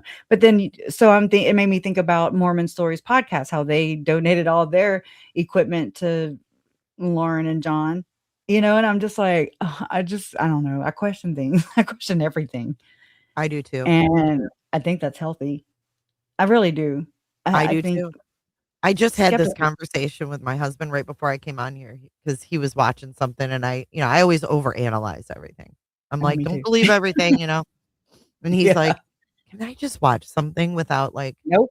he wasn't like mean about it, but he's like, "Can I watch something without you like analyzing it?" And I'm like, "Sorry, it's Mm-mm. just the way I think. Like, if the truth makes you uncomfortable, then maybe you should rethink what you're Right. watching." You know what I'm saying? Like, Yeah, If I me know exactly what you're exposing it saying. makes you uncomfortable, maybe Makes there's a me the reason. bad guy. Yeah, Right, right. It's funny. Some people just but don't then wanna know. I get it. I understand, but it's like I can't now. Like that became impossible, and Mhm, it's not like I chose to come this way. It's just the way it affected me, mhm. and it rocked me to my core, and then it's like I was shaken awake, Like I didn't just Yes. kinda I mean, I'm still becoming more and more awake, if you will, but, like, It wasn't gradual, it was like, it boom, wasn't here by you are. choice. It was like, "Oh, shit," the kids are missing and your uncle's murdered, and, "Oh my what is this?" And it's now public, and it's now worldwide, nationwide, worldwide, and it's just like, "What is this?" And then it's like, I even came up I don't know if I came up with a quote, but it sounded good at the time, but to turn and look the other way is to silence another victim. It's a good So way I to don't know look if at that it. yeah. I So see, it I makes me can't. I feel like I'm I can't. silencing Tylee and JJ if I turn and look the other way, like it's they Yes. didn't have a choice either. And Yes. so I think about that with all victims, like especially the ones who aren't here I was and just gonna who say, are you're still still here out and there. you can make a difference, so Right. I get it. With with the blood that was already spilt. You know what I'm saying? Like I don't know. It's like people are like, or at one point they were like, "You're still talking about Lori and Chad?" And I'm like, "Fuck you." Wow. First off, Megan, she would put Lori on mute, okay, and she would just speak the transcript or whatever, so that people wouldn't have to hear Lori. And I'm like, well, I don't have that luxury. You know what I mean? Like I have to hear her. I Right. have to because it's part of the process, like I thought that was pretty convenient of her. isn't it? Like, "Oh, hey, I'm gonna Yeah. watch Lori's hearing, but I'm gonna mute Lori because I don't wanna hear Yeah. her." I'm That like, way I can "Why are you embed even" myself into it yeah, like, too. "Why are you even watching it?" Mhm. But there are people who subscribe to that, who maybe Lori triggers them. And I mean, I'm just like, again, this is, just that's cancel culture, if you ask me. That's like, I don't know. I don't know. I don't know what I think about it yet. I mean, No, I thought that was weird, and then I heard you comment on it one day, and I was like, "Yeah, I yeah, just thought that was odd too." it's just a convenience. It's It's a like a luxury. Like, I you don't know have how I that choice. picture it? I picture it someone sitting there picking and choosing what they are gonna talk Yeah. about in this Yeah. situation and sticking Yeah. their fingers in their ears when Lori talks and going, "La, la, la, la, la." That part doesn't Same thing with exist. Lauren. Same thing Megan's doing about Lauren. Same thing Trisha is doing about Lauren. They're picking and choosing. Lauren was all about she made her Patreon off the FOIA docs of my family. Mhm. Okay? I watched it in real time. And I'm just like, okay, but information shouldn't be gate kept, like it's not. Yeah. Anyways, there was this one point in time in the case when all the information became hard to find. It just wasn't out there. And or if maybe I didn't know where to go look, that's possible too. But it's like it just was a shift, and it's like, huh. Now I'm not saying not, I don't know. Just don't do it and be a bitchy exploiter, okay? That's all I'm saying. There you go. Be fair and just don't gatekeep things because especially information because everybody needs to hear it. Or maybe everybody should hear it. Well, they're you know? obviously not sharing the information for the right reasons if they're putting it behind a There paywall, you know? Right. But so here's this woman who built her Patreon off of the FOIA and the body cams and the audios of my family's case and others. And then here she is, on her 9-hour live sharing all her quote unquote evidence, right? But then it's only one-sided and it's framed the way she wants to be perceived. Uh-huh. That's clear. Oh, That is yeah. the clear undercurrent of this entire thing is I wanna shut my dissenters up. I want to, do plausible deniability where I can retain as many people as possible versus if my shit were to get out and me not be ahead of this thing. You know what I'm saying? Like Right. she went ahead of this and tried to do as least amount of damage as possible. Mhm. And it's worked. At first I was like, this is the shittiest, weirdest, most crazy, bizarre PR stunt I've ever seen. Like a PR Hail Mary or something. And then I'm like, oh my God, it's actually pretty freaking genius if you think about it. If you're Crazy. looking at it from that perspective. Mhm. Morals out the door. They were never a thing. Okay. Just from my experience, I never saw that. I mean, Nope.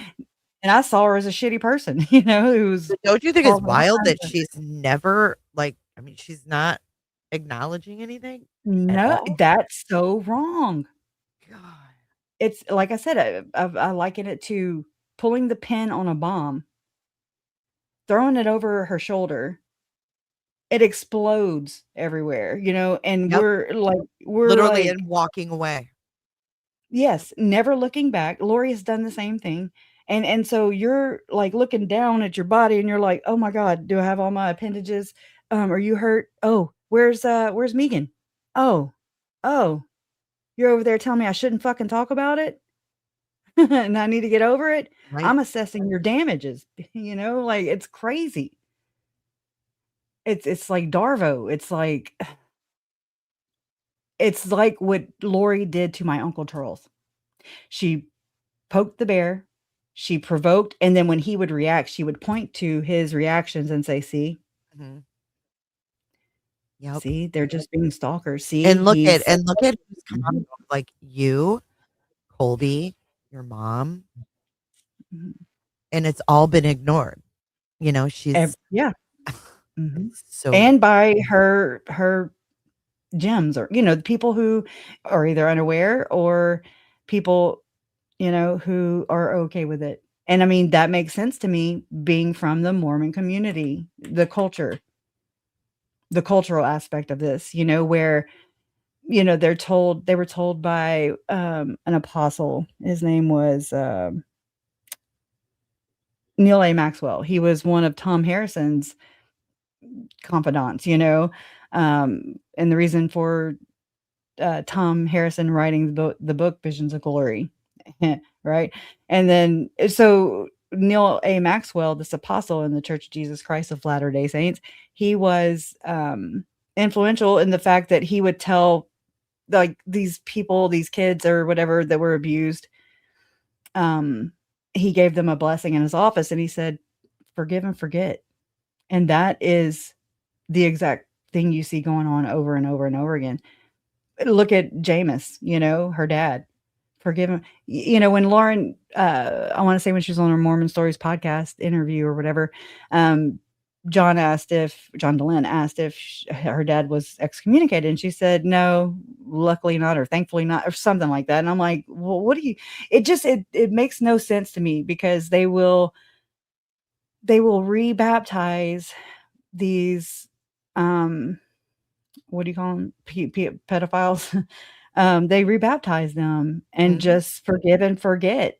They do. And then they go on to abuse even more kids and more people. They rebaptized them? Yeah. Mm. I'm I not didn't know saying that. in every case, I'm saying a lot. It's happened though, yeah. Yes. I mean, Alex Cox, he was rebaptized. Um, this other guy, Gordon Bowen, I mean, when you're talking about when you're talking about Diddy, when you're talking about Epstein, when you're talking about all these trafficking, you know, Mhm. corridors or whatever you want to call them, you know, this that like Lori and Chad were involved in it's the Mormon version of the Diddy case. It's the Mormon version of Epstein. In fact, it connects to Epstein, it connects to Diddy, and they all connect. So that's what I've been working on. But when as a society are we going to accept overall that these PDFs don't Mm, get better? Like that's something no, that that's never gets better. It progressively gets worse. right. And you have people like John Matthias, who he presented his credentials one way and his experience one way, but I mean, from what we've seen come out, it's not at all. He's an advocate for the very people we are fighting against. Mhm. And that to me is wrong. Just like Downplaying it. Downplaying it. Yes, Downplaying it, and then minimizing it. going on his channel on YouTube and acting outraged by these acts. You know, it's like, Or yes, wow. yes. It screws with your mind, man, and it's damaging beyond. I mean, it's one of the more damaging things I've seen. You know, when you can sway somebody's perception like that and get them to turn their backs on the actual truth, kind of like with the whole conspiracy theorist label. You know, the CIA is who came out with that term, anyways, when people were asking too many questions about the JFK assassination. And I mean, so they create these, you know, it's like they run these, what do you call it? What how whatever opposition, controlled opposition, you know, where they go and kind of they put out these narratives or labels. Labels is a huge indicator, you know, like you can, which I mean, I didn't know if I was just very sheltered because we just where I grew up, you know, my entire life, I never had to know what orthodox or conservative. I just it never came into play, you know, like I never had to sit there and think about what those things meant. And I hated civics, first off. I hate politics. I hate talking about it. And people are like, can we just not talk about this? And I'm like, at first, you know, yeah, I don't like to talk about it. And I mean, when I say that, I mean, I don't like none of them. Okay. So that's where I'm at. I'm not, can't sit here and battle left versus right or right versus left or Oh, anywhere in yeah. between. I'm over that. I'm Yeah. over That's, that too. mm, It's all of them. it's important to some people, but maybe they haven't realized, and maybe I haven't realized, I'm just saying, but maybe it was put out there in order to divide people. It's labels. And they're all playing for the same team anyways. They're all going hang out at a free golf, you know? Right, right. At the end of They're the all day, they're at all everything. it's all of them. Yep. I hate what they've done to us. I hate the lies that they've told. They're damaging. Mhm. People, you know, write their family members off because, you know, they're so set in their belief, whether that's God, whether that's Donald Trump or Arnold Schwarzenegger. I mean, I'm just saying, like, you can name anybody, and it's gonna be the same thing over and over again. Just the names change, the Yep. ideals don't, you know?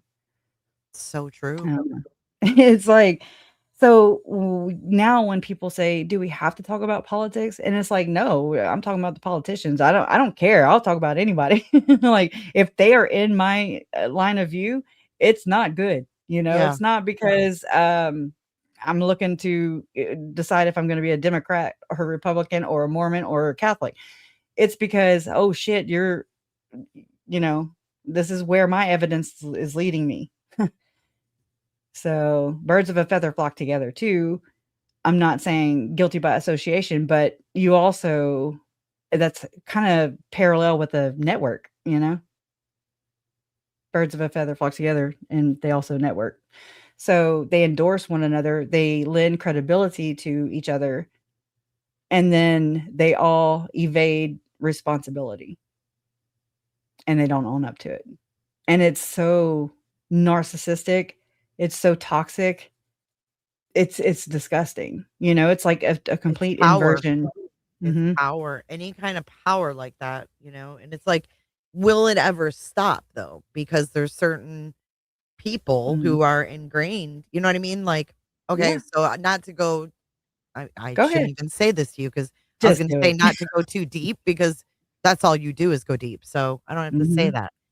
But when I Mm. was looking at the latest Epstein drop and um the Rothschild, you know who they are? Yep. Right? They Yep, were that's at the mentioned all very in there, top. right? Well, someone in my That's chat was like, look up, is it Lynn Rothschild? I don't know what her first name is. But anyway, I did. And I was Oh, just the like, woman, Lynn Forrester Rothschild. oh my God. It's like, yes. And she Mhm. was, and then there's a biologist who hooked up Oh, I this remember that. Rothschild with Epstein, right? Yeah. Like, Networking. oh, and it's just so weird. But there's so many smart people in chat, and I'm just so grateful for them because that's what Mhm. I love about these discussions is, everybody bringing their knowledge together and being like, It whoa.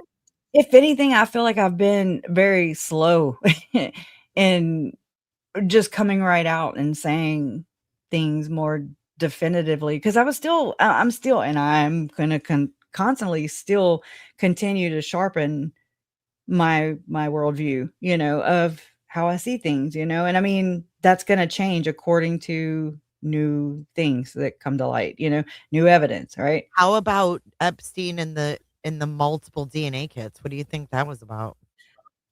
That was crazy, okay? So whenever I sent that information, I typed it into my Chat GPT or whatever, and Mhm, that's what it came out with the Woody mhm. Allen stuff, and look, I'm telling you, well, my experience was in 2020 during COVID, we were all doing the thing, and I bought 2 23andMe kits, and so this is early 2020, early also in my research into everything.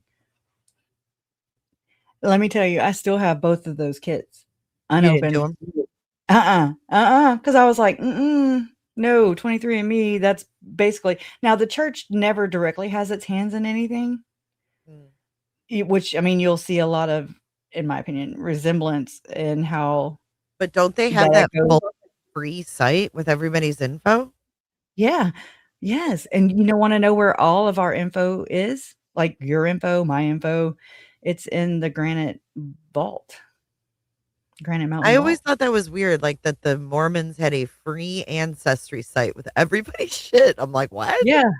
Yeah, I was on that too, and I mean, I was just starting to dig into that kinda stuff. In fact, I called mom or text her one day and I was like, "Hey, do you know what your grandfather's, birth parents, his," because he was adopted by a Dr. White, by the way, and I'm like, "Oh, motherfucker." That's what I'm saying. I'm just like, "This ain't gonna be good. This ain't gonna be good."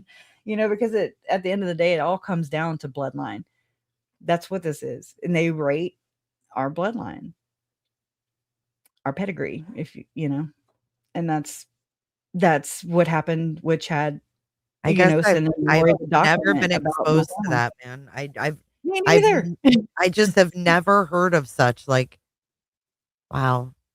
But I also remember, like, my mama Trahan, on, my stepdad's side. She was my step grandmother, but, I mean, still, but she had, like, this, it had the family crest on it, and it had just who's related to who and how many kids they have and how many kids they have, and I mean, it was just this thick ass book, but I'm thinking about these things, and I'm like, wow, like it's not that far of a reach to say that this has been going on since the beginning of time, since the Right. secret combinations, since I'm sorry, since Cain killed Abel, blah blah blah, and anyway, so yeah, they raided my bloodline, and I wanted to know because well, I mean, it was interesting to know or to kind of see it through that lens because I felt so violated by what Chad did. I'm just like, ew, like I feel like my bloodline has an ick on it or something. Or he look, I don't understand the whole magic thing, but it's like they seem to believe in it, the elites do. And it's like I respect it enough because I don't know enough about it, yet. So it's like it's real to them. They believe in this shit. I mean, and that's what we have to worry about. What these people are believing in is not healthy. It doesn't bring good fruit. It doesn't add value to my life. It takes away. It's like so. But I it's guess the good thing basically is, if you look at the silver lining, is that obviously they didn't corrupt all of us because we're sitting here Mhm. Right. having this conversation, right? So that's a Yeah. good thing because I'm thinking about these families, these powerful families, and the money and the power, and I think here are all of us little guys, you know, starting to figure it out, and it's actually quite exciting to me to Yeah, see that these part is. conversations and people not thinking it's crazy because more Yeah. and more is being exposed, you know? It's great. Yeah. I love your research. I love it. I didn't know, though. I mean, thank you, but it's also, like, crazy But as I shit. literally love putting on your streams when you're on in the evening like this. I love putting it on my TV and just listening, you know? Just It's like listening to you. listening to somebody's inner thought. No, I mean, Shit it most really people is. don't say out loud. It's like listening to you walk through it in your mind. It's actually fascinating. It is Yeah. to me. I love it. You I never mean, and stop it's learning. helpful too. You never It's stop helpful. learning, and I admire that about you.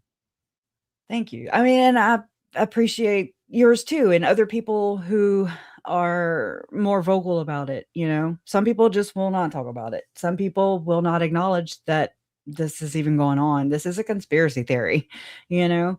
And it gets labeled as that. And then it's like, you know what? All those people who called um, people who were, you know, talking about the Epstein files in 2018. I know I knew nothing about it. I didn't know about Pizzagate. I didn't know. I still don't. Same, I still never went and like searched it, you know. But I can put same. two and two together and go, yeah, that's probably that, you know. Yes, And I mean, so girl, I'm people the who same call way. people conspiracy theorists and demean them. I mean, like there are people from Lauren's camp still doing that to me. You know, they're like, it's so I wanna say, Hella had it on her live, you know, just comments around I wanna say they were on Reddit or something about how I'm just not healthy and da da da, you know, and basically saying I'm crazy without saying it outright, you know, and that what I say is damaging. And I mean, that goes for everybody, you know. So I don't think I'm exalted from that. But I have receipts. I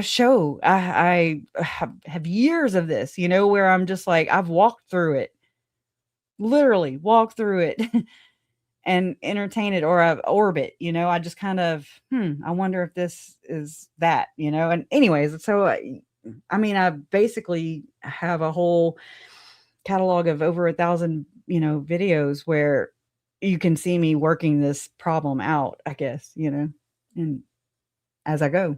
And so it's like, am I a conspiracy theorist? Or, you know, because these aren't my beliefs. These are, you know, where Lori and Chad's beliefs have led me. No, I don't. I mean, I don't think you're a conspiracy theorist. I don't think so I either. think that has gone out the window at this point. Like, Yeah. I think that those people who label people like that, though, you need to apologize to whomever, you know? you know, it's Like, that's wild not because I think right. about like my parents, okay? Like my mom was Yeah. You so were saying that. affected by like JFK assassination for one thing, okay? My brother, it was his 6th birthday. And I heard about this all my whole life, this birthday party. Mhm. It was the middle of his birthday party, and on the TV was the president got shot, right? Ruined the Mhm. entire birthday party. My brother was 6. He remembers it.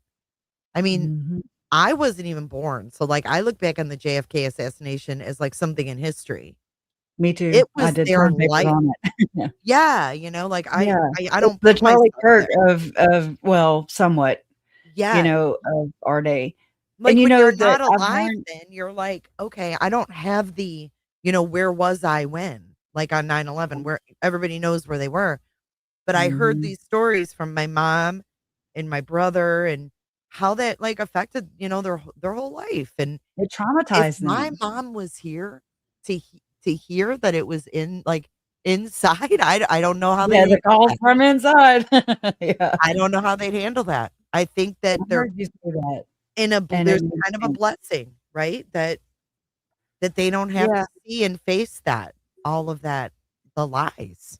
like all this stuff, and like I said, Tim Ballard, research into Tim Ballard, which again was part of that comment, just saying I'm all into the dooms. I mean, all into the Tim Ballard shaming, and I'm just like, what?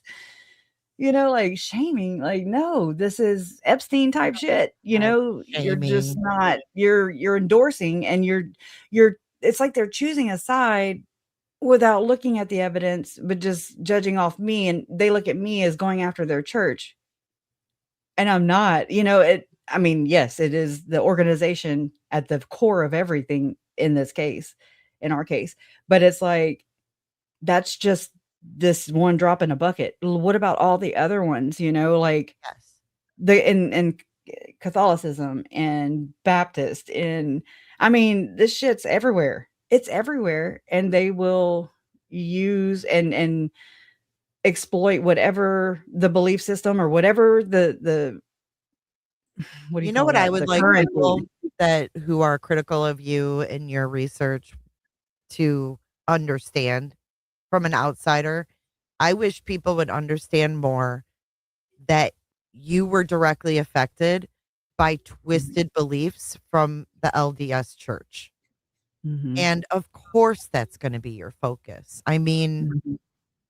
it's not Wouldn't it personal. be everybody's? That's how I look at Right. it. It's like, Right. I mean, if this was some twisted, weird shit off of Catholicism, you'd be going you're down right that there. road first, I'd be knocking down the Vatican's door, you Yeah, know?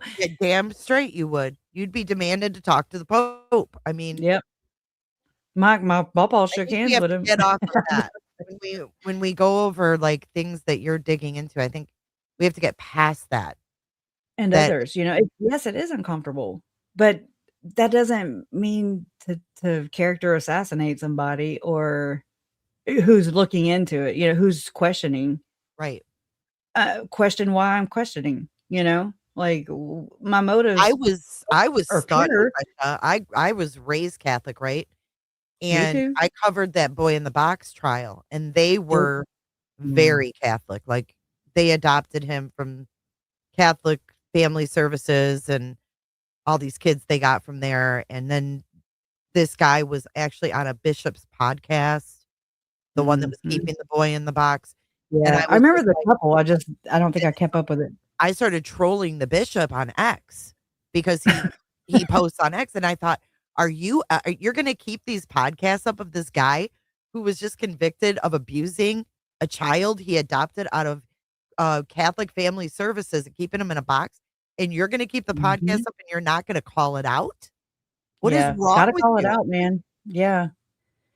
Guy That's never how I made a feel statement. with, I love that Mindy came out. I love that Mindy came for. I love Love Mindy. it. It makes me smile ear to ear knowing that she's in your chat, Oh, I'm like when you so were reading excited Epstein for stuff. I Mindy. was like, "What? Mindy, Mindy, she gets down like this," Like, that's how I was thinking.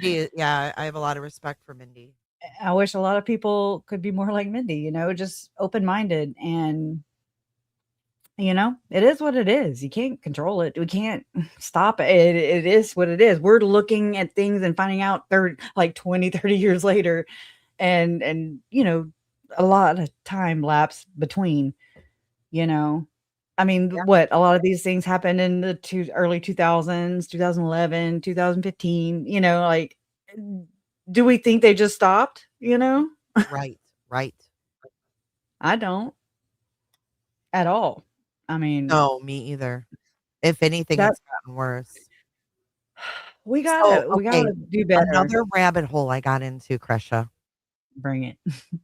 Zorro Ranch. Mhm. Have you dug into that? That's the one in New Mexico? Yeah, that was Epstein's ranch.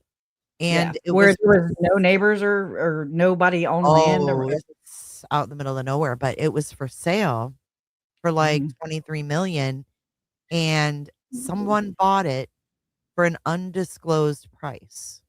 Of course. And yeah, no one knows who it is. But I've never looked into Interesting. it. Someone in my chat said look into Zorro Ranch. So when I hit end stream, I typed in Zorro Ranch and I got into a rabbit hole. Yeah, I love your rabbit holes, but you can pull yourself out. I'm just I like, Oh, I'm I still didn't know.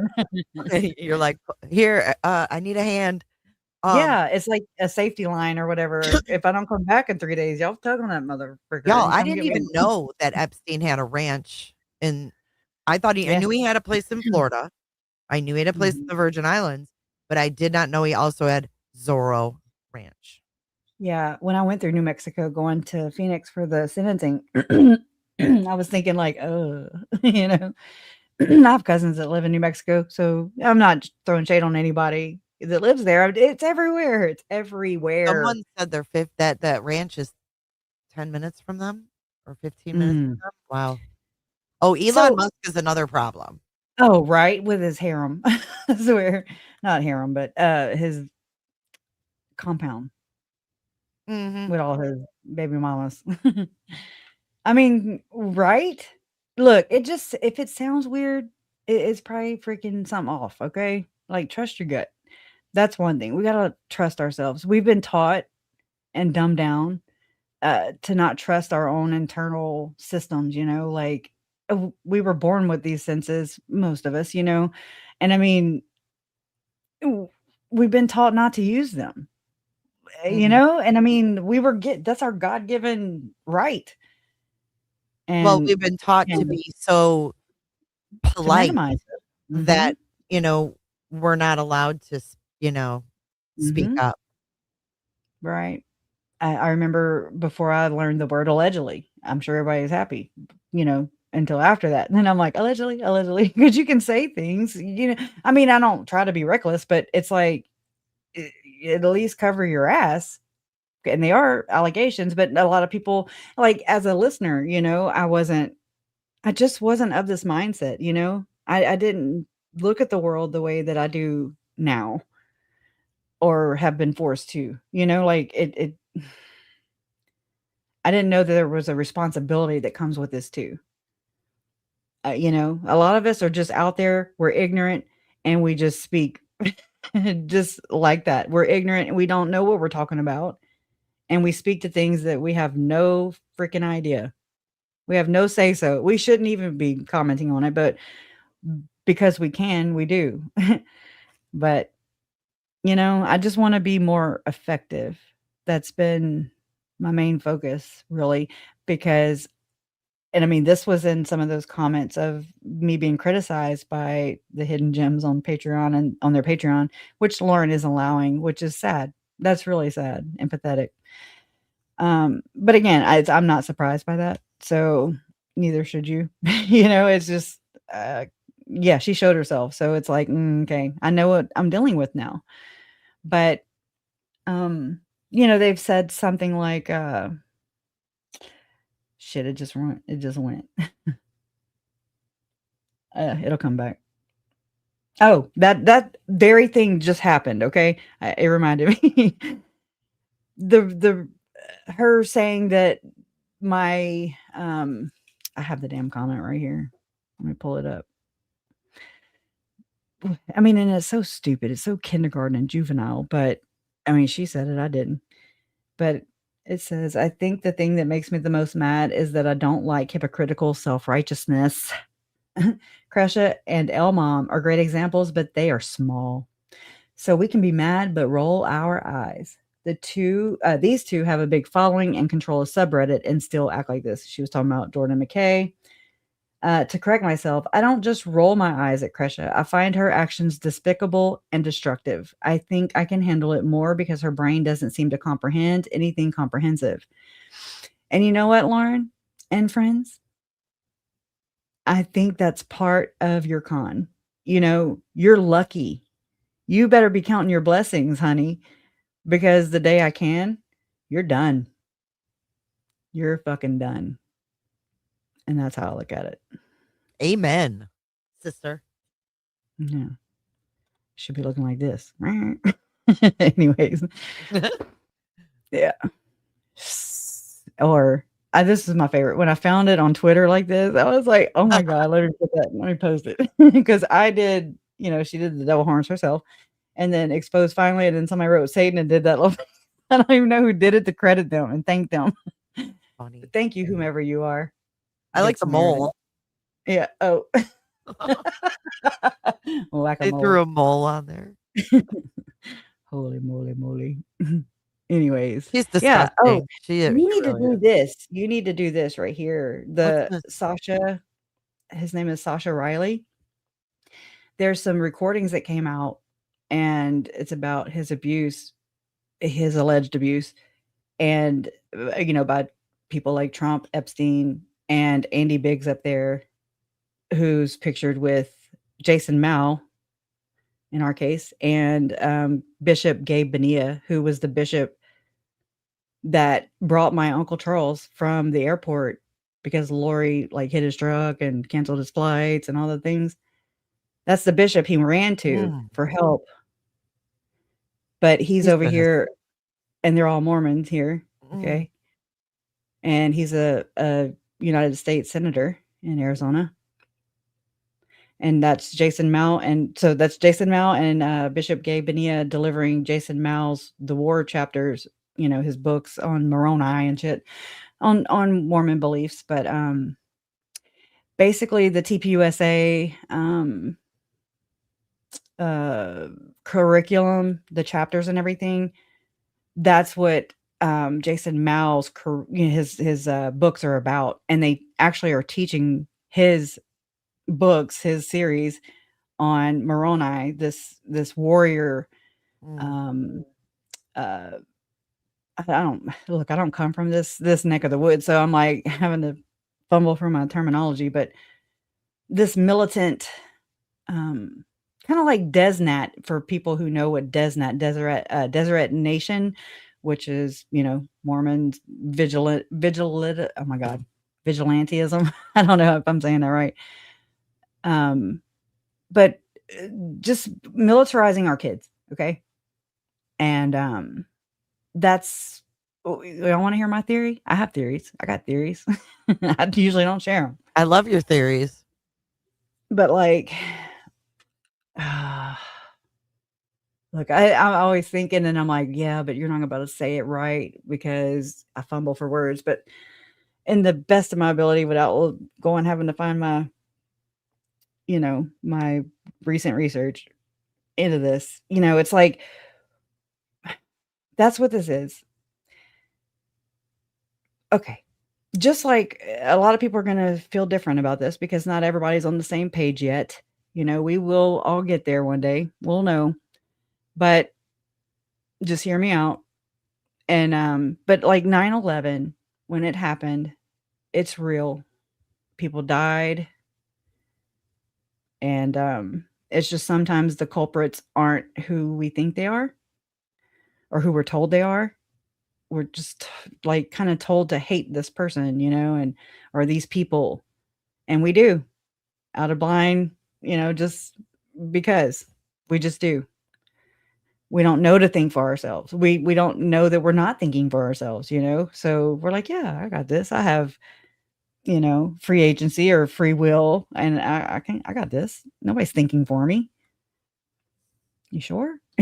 Because, finding this stuff out is not easy. Again, it's isolating and it's scary, but it's also empowering because I'm not living in that delusion. I'm not like, the more and more I'm learning about the world that I live in and about the world that created people like Chad and Lori and others, it separates me that much more from the delusion that they're in. You know what I mean? Like, and that delusion kills, in my opinion. Like, they're so freaking off base that, I mean, they're not even in the same realm, we're Right. like on different planets. So I think the more that we can learn, we don't know because we weren't there, but okay. So 9/11, I believe, was orchestrated, and that, our government is allegedly maybe who did that. Okay. And so the very next day after 9/11, what happened? I don't know. Speaking of Chris Kyle, I think February 2nd was the day he was killed or something. Yeah. Chris Kyle Day. there was a massive recruitment that happened after 9/11, where people signed up for the military. They went and fought for our country because they effed with us, right? It's just so gross, the deception, if true, just saying. But the same thing happened with Charlie Kirk. So many people signed on, recruited into that movement, and Glenn Beck, he's behind that with, it's called the 9/12ers. I think that's what it is. 9 anyways, it's 9/12. And I have this meeting of Jason Mao. He's speaking at this event. It's 9, and it just said 9/12 area something meeting, and it's him talking, and it's like all this, like, I guess, I don't know, just, it's not religious banter, but it's I don't know what to call it. But it's just that kind of talk, that really right wing, and look, I don't have all the labels down. So, just this very patriotic God talk. And I mean, he's a good speaker. I'll give him that. But he's also triggering in the sense that, here he is just spewing all this stuff. He's part of this Glenn Beck movement, this 9/12ers, the 9/12 project or whatever. I feel like I'm saying it wrong. And that's okay. So whenever Charlie Kirk situation happened, the very next day, and I found this in an article, Glenn Beck, and this is in quotes, it says, resurrected the 9/12 or 12ers movement, or whatever the hell it's called, the 9/12 project movement. And he resurrected, that was in quotes, this movement in order to raise money for Erica Kirk. And I mean, right? Okay. But I don't think that's For what? I don't know. They're- She's not wealthy enough. I don't know. So I don't again, know a lot about that situation. I know, and I'm learning about it. So it's like, I feel so dumb for repeating it, and I don't know how to talk about it. Like, I don't know how to frame it unless I'm reading something that I came up with. But so it's basically the same model. If 9/11 happened and it was an inside job, then it created change, right? It created people to recruit to the movement, to defend against, foreign and domestic. You know what I'm saying? So it's like, I feel like that's what happened with Charlie Kirk. That was created, or an inside job. And it was to evoke change. It was to create a movement or solidify it, even just like with JFK, just like with the moon landing, like the alleged moon landing. It's like these things are orchestrated, and then we are traumatized, through these events that are real life. When people question things like psyop, I'm like, what is that? Now I'm saying psyop, but I know that, my family members were murdered in our psyop, if you will. They were absolutely murdered. They're not here anymore. However, there are motives at play to control the narrative, right? I mean, people are going to great extents to control a certain narrative, and they use that to condition us. Okay, to warp us. I mean, I don't think that we have all these lone serial killers. I really don't. I think that there's a lot of people in prison that are wrongly accused and wrongly put to death, even because these assholes never are held accountable. But they have that power. They wield that power, and they can manipulate us, our perception, into. So like, my latest questions have been, like, what is their How is forming public opinion, how does that, or how would that, or could that affect a juror's, right? Their decision. There's got to be something more sneaky going on, is what I'm saying. Right. Is it subtle? Is it just like the conditioning part where, oh no, I cannot be biased. I can sit on this jury and not be biased. I mean, is there something more nefarious to that? I don't know. I can't help but think so. I told y'all. Anyways, it's a theory. It's just things that go through my mind, and I'm just like, you know. I know that they use the television, like I've heard it said before that it's like broadcasting, and then there's podcasting, and all these castings, right? Lori and Chad were casting. So scary. It's deep. Some deep thoughts by Crusher Trujillo. I don't want to ignore it, but Maury said a few minutes ago when I brought up the Zorro Ranch thing, Virginia Guffrey was trafficked to former New Mexico Governor Bill Richardson at Zorro Ranch. That was revealed in unsealed court docs. Thanks for letting us know that. Thank you. Yeah. Wow. She's got, I love it when y'all share all that good info, I mean, for real. We all hold a piece of this, I really think so. So what I was thinking earlier when I don't know if you watched on Hella's, they had on Hella's channel, Excited Utterance, they had body cam footage of Lauren's dad. And I still have to go back. I didn't see any of it. I fell asleep. Oh, me too. And then I called it just a little bit right before I came on. But me and my damn Sunday nap. She had what? Body cam of what?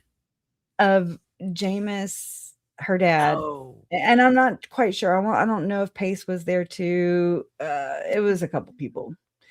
And I don't even know. So I'm sitting here like just speaking. I'm speaking ignorantly. But what it seemed like, I can't explain it to y'all, but what it seemed like to me was, it made me question because I feel this way already. I feel like, Lauren saying the I word, she went and studied there at that country. It just, I don't know. It screams some kind of intel as well. And I mean, I know for a fact there are intel all around Chad and Lori's case. Okay. So just that's vetted, I guess you could say, as much as I can. It's just a lot of these psyops, and they're used to just fuck with us. Make us, it's like, how people are automatically so quick, like Lauren and John, to convict guilty. I'm like, okay. Like, what is their thing? Why is Sarah Nelson, this director of PR for Mitt Romney, why the fuck is she providing a free venue for my family for Tylee and JJ's memorials? Why? Oh, so you can be nice and support the abusers too? Like, and I mean, I hate this because my parents really like her. And it fucks with me. You know what I mean? Like, I go and I'm torn. Yeah. And I'm just like, thank you for your kindness, but can you please take the knife out of my back and my parent? Can you take it out of our backs, please? You know what I mean? Like, it's offensive. And that's why, I kind of was onto this a long time ago with this whole, crime con. But I mean, just the stuff you've dug into, I'm just like, holy shit, this is crazy. When you have these same people, these same bad actors, and they are endorsing these things, they're making money off of my family's pain over and over and over and over again. There is no waste when it comes to, I must say, quote unquote, the sacrificial lambs. Okay. There's no waste. And it's like the newest term lately is loosh. Okay. And how they harvest our energy. Okay. I know I'm saying some really weird shit right now, but it also makes sense, how they gather us up at concerts or Super Bowls, or you know what I'm saying, where we're all doing the same thing and we're moving to the music, and you know there's certain tones that are used, and anyways, it's just crazy because we're made up of water mostly, and water responds to these tones and certain frequencies and yada yada. So anyways, yeah, okay. That was a very bad deep hole just No, now. I'm fascinated by it. What was that? Oh, I pulled up, I'm sorry. I was pulling up It sounded like the Twilight Zone music. it's, well, damn it. Let me change my aspect here. I was trying to pull look, I messed it up again. Yeah, I pulled it up back here. I was Yeah. looking. So this is literally catching Jameis and Pace in their scam with a homeowner. Yeah.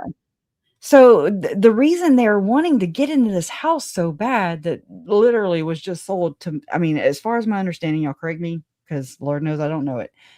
But and I want to say this is just half the body cam, and then she's going to play the other half tomorrow and then publish it. So, you know, I don't know.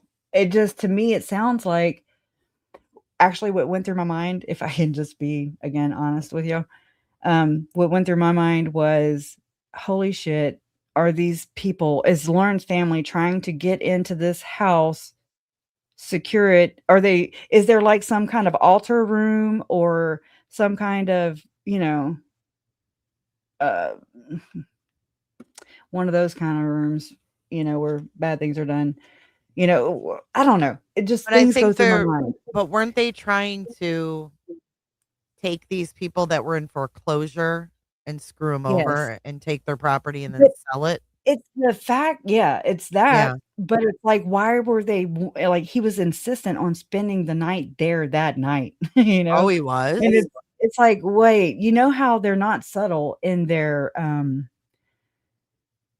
when they're trying to overcompensate for what Yeah, they're like actually trying very to cover up? Mhm. Yeah, it's very juvenile. You're like, Like "Really? I see he's the blue icing all over your face, you Yeah, silly like kid." there's too much outrage for it.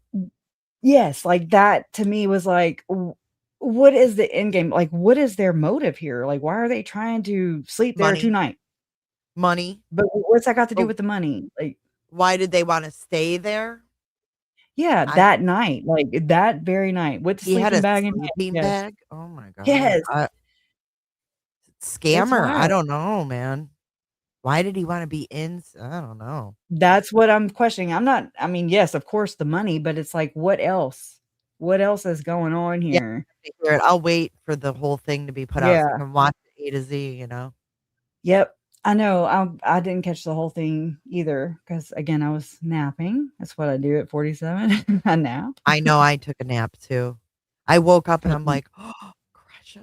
And I have to thank Shell because she texted me to remind me that you went live, and I'm like, "Oh my gosh." Oh, thank you. Yeah, I didn't and I think I'd mean, I sleep was that supposed to long. get back to you a long time, you know, this week, and then, you know, just you saying that, just you even saying, "Hey, we're gonna get you back on," you know, because it's like I don't know what it was. It's just this kind of crippling. Oh, I get it. I just kind of lose my grip Mhm. on where to grab on, you know, and it You're feels like, like "Where it's do just I even pick up now?" Mhm. yeah, but there's so many things to talk about, but yet I just, I don't know. You didn't It's know like I where to lose touch. start, right? Mhm. I get that way And it too. it gets aggravating. You I'm know, glad like to I see can be you my own back. worst enemy. I'm just glad to see you back in live because I've missed your lives, and I know a Yeah, lot of people have. I feel bad in that sense because I miss them too. I miss you guys too. And then I'm like, well, how am I sitting here worrying about, uh, you know, I feel like Lauren and John are not being exposed. Like it's just not gaining traction. I feel, I don't know, Yeah, you defeated, kinda I get guess is down the on best yourself. word. Yeah. Mhm. And then I'm like, well, if you're not going live, dumbass, then you know you're contributing to the problem. So it's Don't like, stop, don't stop. you know. So what's a But nap? The sometimes real we do question. need a little breather, Yes. you know what I mean? To kinda collect your Mhm. own thoughts and then see where you wanna jump back in. Yeah.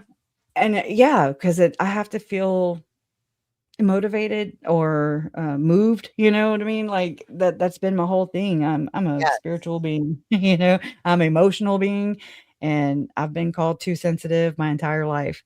Sometimes your And so be passion it. gets kicked out of you and you gotta get it back, you know? That's it, you know? Yeah, because it's I look at exposing them, like, I get a lot of satisfaction out of that. I do. Mhm. I do. I didn't realize how much I do. It's healing to me. It's like, you know, and I mean, Feel like again, you're I didn't making a expose Lauren and difference. John. She exposed them. She did this, you know, and I'm just like here to clap Right, but and you're just making a difference and you're vindicated at the same time. I just don't know, like, what we were talking about earlier about Steven Tyler, like, what does justice look like for Lauren and John? Does it or for Steven Tyler, does it mean should they apologize? I mean, Would I it think mean so. anything? That would be normal, huh? Would it mean anything at this point? No, not at this point.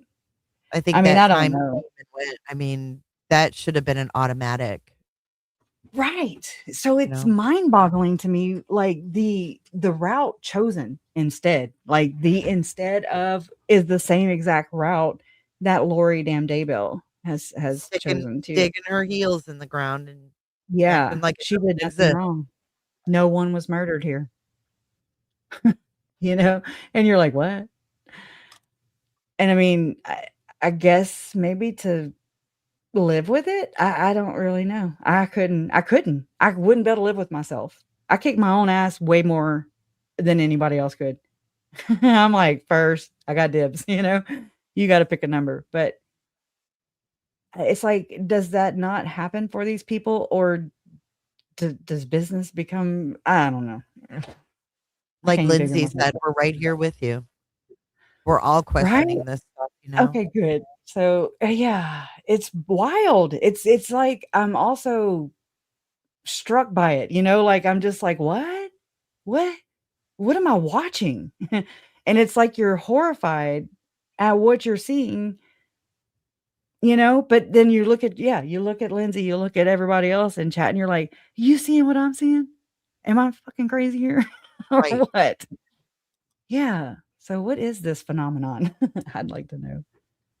I mean, that's the only good thing too about YouTube. Like, I've questioned like, is it healthy for victims of these crimes to be on YouTube? Mhm. But I think in your case, it definitely is. I think you found like-minded people who question the Mhm. same things you do and see the same things, and I think that that is healing. And I think for Colby as well. I think he has his people that lift him up.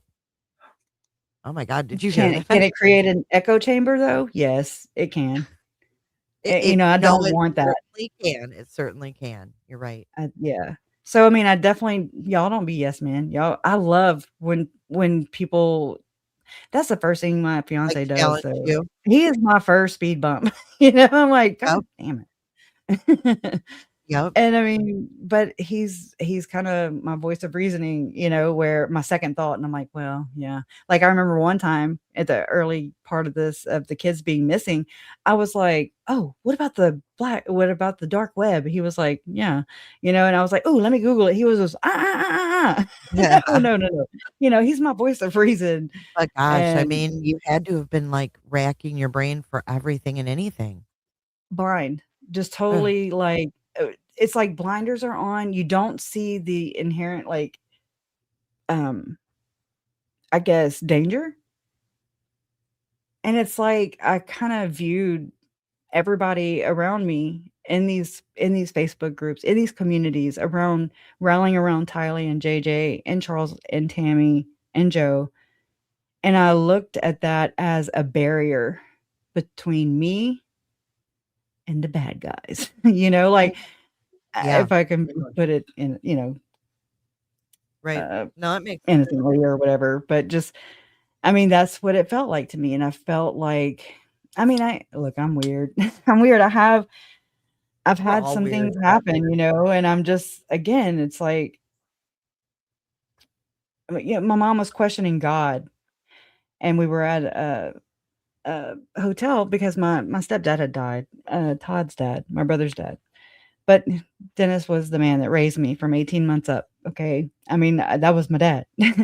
And, I grew up with this stepmom who's a bitch still to this day, in my opinion.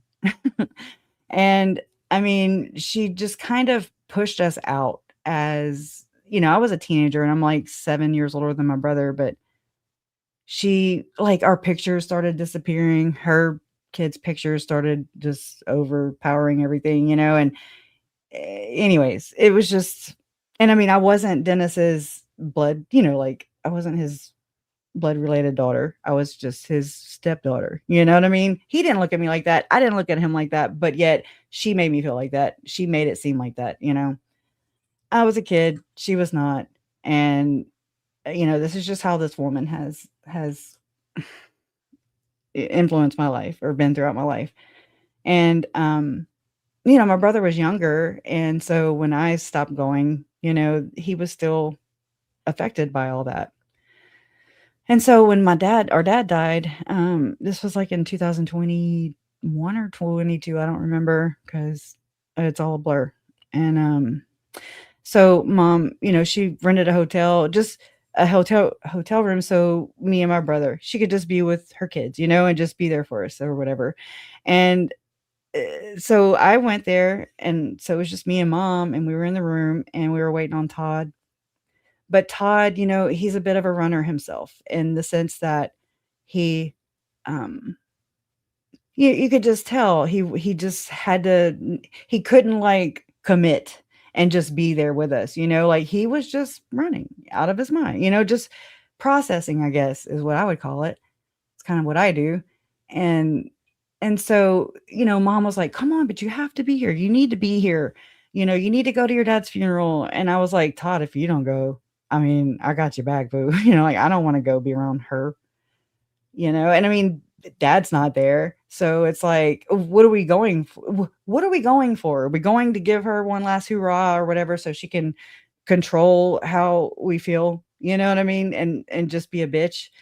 And just, I guess, weaponizing our dad, you know what I mean? More Right. at the very end. And so it's like, anyway, so my mom, she was just like, she started crying.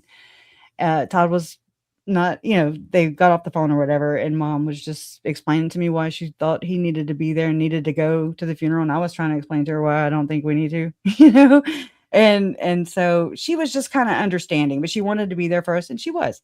And so I went to turn around. I turned around to go to the bathroom, and when I did, she started crying, and I was just like, "Oh, mom." She was like, "I just don't even know." She was just kind of questioning God. And it's like in that very moment, y'all, and I sound crazy, but whatever. It is what it is. And I think a so lot of in that people very do that. moment, good, okay, because I A lot feel of like people I'm question like their faith here. when bad things happen, of course. That's true. But when we have people like Julie Rowe and Chad and others who uh, just put a bad taste in your mouth, I'm just like, yeah, Overall, I'm just yeah. gonna keep on this. But like, so in that very moment, it's like I did a 180, and I was at the foot of the bed, and I just kind of knelt at the end of the bed, and I was like, and it's like I saw in my mind's eye or whatever, just that we were that we were way up high. And I say we, like me and my whole family. And we were just like in God's right arm. Okay. And I mean, just we all fit like some little, I don't know, little dolls or whatever. And we were just, he was holding us. And then I look down and I see God, like I see his feet. And he's walking forward, he's moving forward, and it's a steady movement. It's just, it's got a cadence to it. It's like, and so, I mean, we're steadily moving forward, not stumbling backwards. We're not, tripping or anything. And then it's like, I see my whole family, next to me in his arm. And then I look behind us and I see all of you guys, like everybody behind us, just with kind of not, I don't see people's, like, I can't tell you who was there. Just saying I see people behind us in support, like God's army type of thing. And so it made me think about footprints in the sand. It's like when you're going through the most terrible times and you feel like God has abandoned you, whomever God is to you, it's like that's when you only see one set of footprints, and it's like that's because he's holding you, silly, and it's just crazy. Aw. But yeah, so I was able to share that with mom. I don't know, that's I never love happened that. before. It's crazy. I mean, I didn't prompt it. It just Happened. happened. Mhm. And it was really cool, because I grew up Catholic. I grew up Catholic, I had to go to freaking CCD too. And I hated it. I hated every minute of it. I did It all just that was too. boring. I It hated was it. so I boring. went to catechism. I did Yeah. my first Did you confirm? communion. My what? I didn't confirm. Yeah. Confirmation in 8th grade. I think I did that.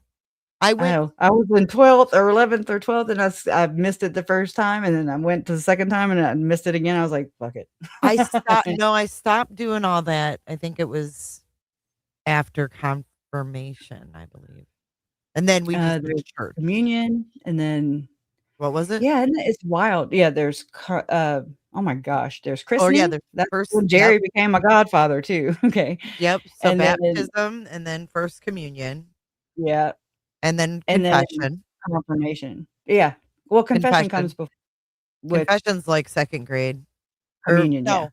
no. No, I was young when we did our first confession. How everybody's drinking the wine. I remember my daughter doing it, and I was just like, "Oh my god." But now I feel like it's so bad. My Like parents were very concerned about my kids getting baptized, right?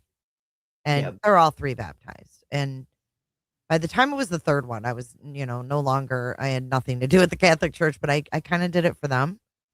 Mhm. I Yeah, oh like no, I get that. I get it. conformed because I wasn't involved in any other church, you know, Mhm. It and was just they that were way. yeah, Mhm. they were very especially my dad, he seemed very uncomfortable with the fact that maybe my kids wouldn't be baptized. Yep. It was so I ingrained mean, in him. there was I don't wanna really speak to it because, I don't wanna just go but, it was a falling out that my Uncle Charles had with my grandfather, his dad. And my grandfather, his dad, my mom's dad, was very, very Catholic, very, um he was extreme Catholic, if you will. And I mean, like I said, he went to Rome to study and he shook hands with Pope John Paul II. And I used to think that was so cool, also so boring. I'm just like, okay, like when he died in 2008, So boring. his funeral was in Latin. And I just remember knowing Christ. When they'd say Christ, I'd be like, okay, that's Christ. That was about it.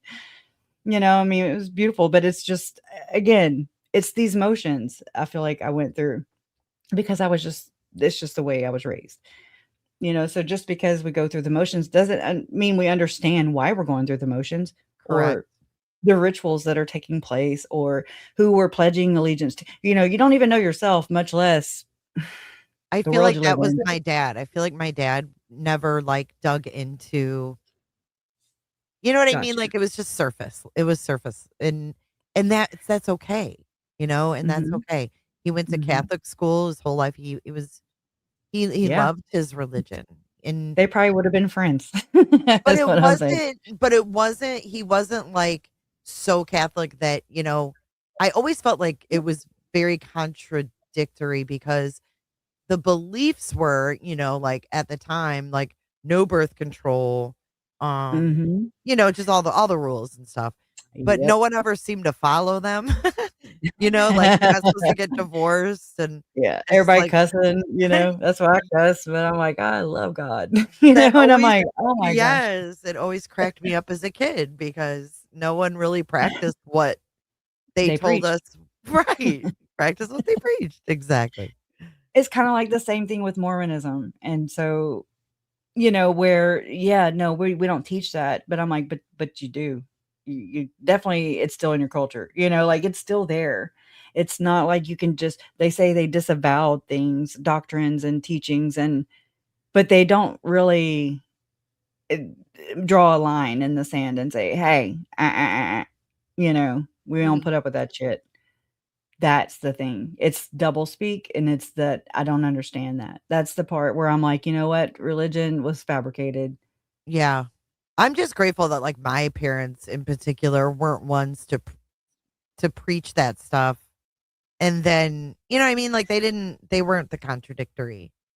It's just funny that our main beliefs were that, but I wasn't preached that at home, you know? Right. Yeah, my mom wasn't big on like, I don't remember a lot of religious symbol, like artwork or, Mm-mm. my mom didn't really talk about God. And I mean, again, I try to consider like how they were raised. And you know what I mean? Like 6, 7 Yes. kids, Yep. and young My parents parents stressed my out and parents had shit. 6 kids. I mean, it was totally different, and I mean, so it makes me think about, like, the oldest child, how usually they're, like, the motherly, uh, Yep. they kinda mind after the other kids, because, oh my god, you know? Well, that was my family because well, the oldest is my brother, but my oldest sister was like the mother, kind of like even with me, especially because we're 13 years apart, I would Yeah. accidentally call her mom when I was like 2 or 3 years old because I spent so much time with her. Mhm. Um, And so did she kinda take that role on, like, she was absolutely. Yes, yeah, absolutely. it's really interesting Absolutely. because 'cause Mhm. I'm the oldest and I just have my brother, so We have a very unique almost unique, but kind of dysfunctional in a way because it kind of blurred those lines, yes. you Yeah. know? Yeah, and the roles as far as roles, Yeah, I would see, that's what I've kinda realized, with just trying to get insight from, like, how it was for my mom when, she was growing. She was like well, I mean, she has a sister, my Aunt Nancy, she died when she was, like, a year and a half old on Christmas Eve, of pneumonia. She died of pneumonia, and then my Uncle Bobby was born. So it's like my mom was the 3rd to last or whatever, but then she became, I guess, 2nd to last. I don't know. So, I don't know, there's a story about my mom, the older kids were in charge of getting her dressed for church, they were going to church, and my mom they were all up in the front of the church, and my mom raised her dress or whatever, and she didn't have any croissants on. mhm. And I'm just like, "Oh, Lord." But it's cute, but it's just like, oh, man. Again, the roles, everybody just kind of was Yeah, I being mean, grown up too fast. gone are those days of, you know Yeah, I know, I feel like I grew up too fast. I don't know, See, if I that's feel different, like, I feel like I was kind of but you were the baby of a family, I was the so baby, but then in another sense, I was kinda like the only child because they were so much that's true. older. They were Yeah. gone by the time I got to, like, junior high, high school, they were either in college or moved out. Like, my brother went Wow. in the army when I was 4, and he was gone in Oh, Germany for 4 years. Like, between wow. 4 and 8 years old, I didn't even see my brother. It's just so weird because they were so much Yeah, older than me. So the but you dynamics were see so different. pictures and yeah, you hear everybody talking about, your brother or whomever, and yeah, so you connect anyways, yeah, my best friend, she comes from a family of 4, and she was actually the 3rd girl, and then her brother was born, so she was named Terry Junior after her dad. Oh, She's like wow. a junior after her dad, then her brother came, of course. That's cute. Yeah, I yeah. think that's cute. It is. I mean, but they kinda came from like, I loved it over there, Yeah. and then I had my other best friend, Missy, she was an only child, so it was just kinda different, and then there was me with I was the oldest, and then there was my brother, and we were, like, 7 years apart. So it's like, I really was motherly to him. It just I don't know, it's like a live baby doll to me. See, I never Um, had that being the youngest. I was like yeah. and I never was around little kids or babies or anything like that because none of my siblings had kids. Out of Wow. all of us, I know. I'm the only one Really? that had kids. Mhm. No way. Swear. That's that's different. I mean, I'm not Everybody all no, everybody family has that same reaction. You would think my parents had, like, a ton of grandkids. 5 girls and 1 boy, and I'm the only one. Wow, girls especially, I know. I I mean, know. usually well, the girls bring the babies home, basically. Right. Um, that's And different. being I the mean, youngest, like, and being the only one with the grandkids, my parents were older. My mom was 40 when she had me. So, now they're both gone and my kids don't have grandparents. It sucks. It's like, wait a minute, yeah, I but wasn't done with you. Jason, my fiance, his parents died, a long while ago, and he was a dad later in life. So, I mean, we Mhm. have what, a 10-year-old and we have a Yeah, 16-year-old, it and sucks. again, 6 years apart, but it's like, um, yeah, so Lee will be going on to college and then, Cy will be going to middle school. It's just like, okay, but he's the Wow. baby and that's it. So he'll kind of have that stage too where he'll be like the only child Yeah, it sucks. for a while.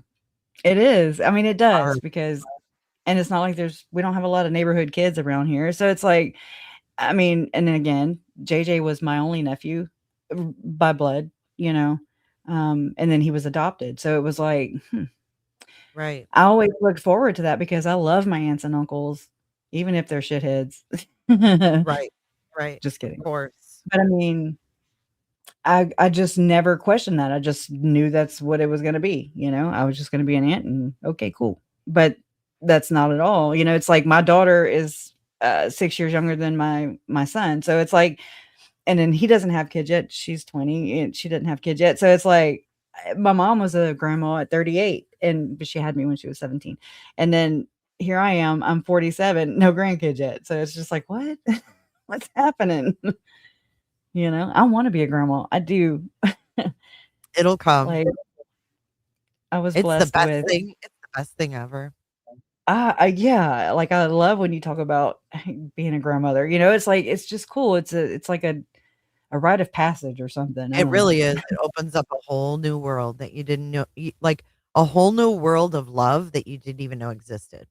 That's the Mm, only way I can explain it. It's just like, it has to be. I've witnessed it, with, relationships I've had with my grandparents, especially my grandmothers.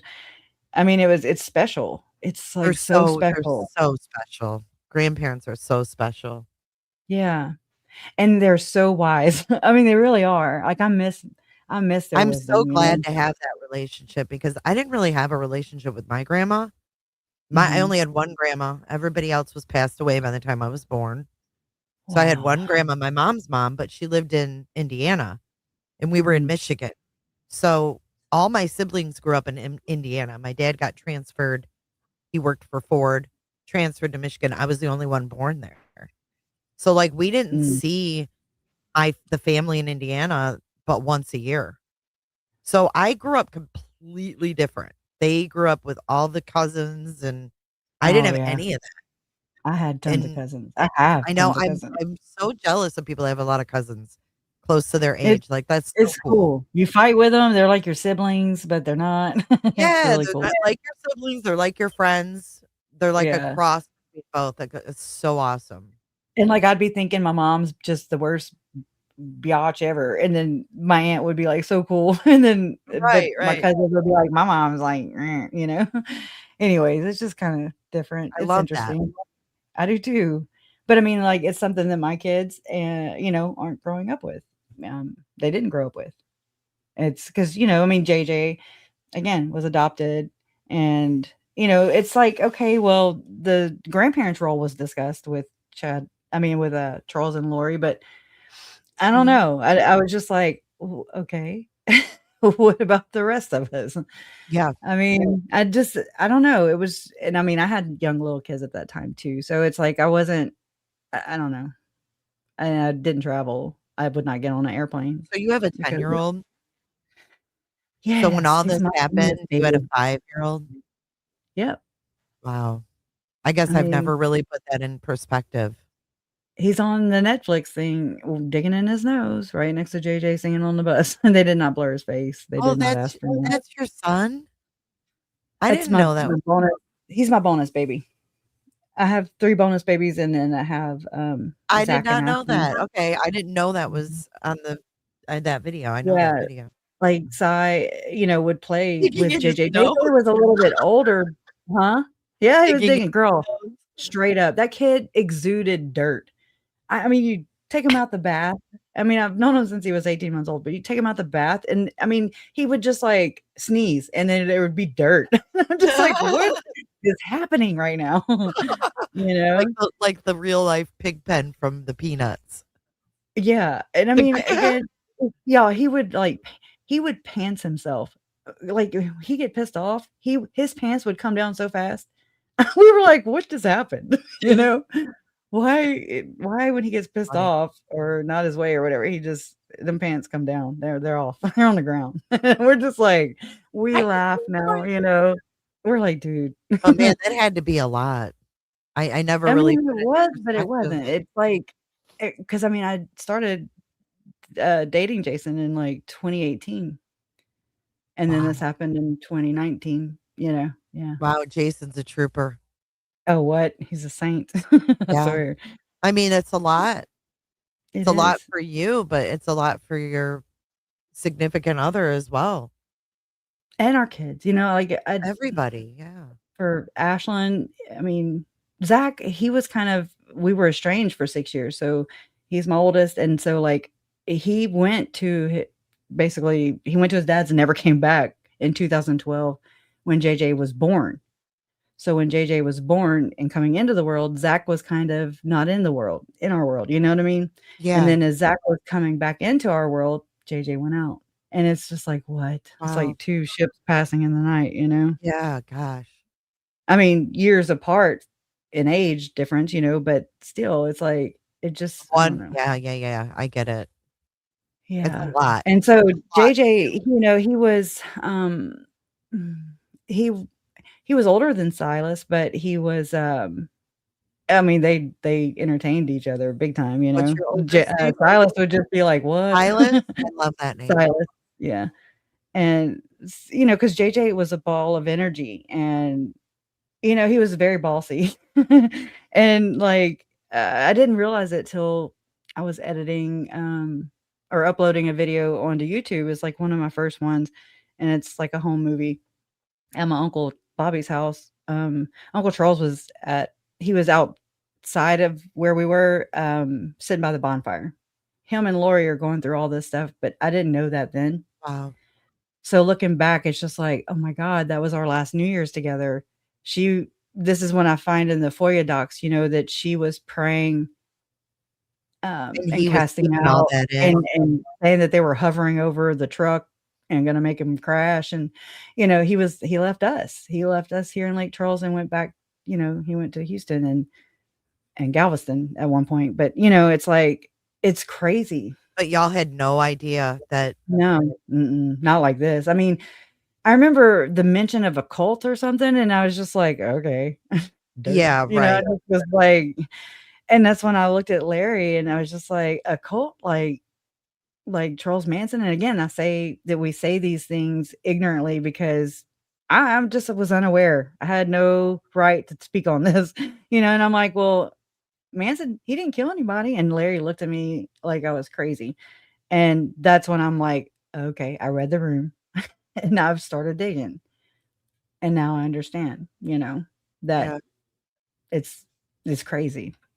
So, but I didn't know what that meant, I guess, you know, it just was one of those bizarre terms that I overheard. You know, I didn't dig. I'm a digger, but I don't pry, if that makes any sense.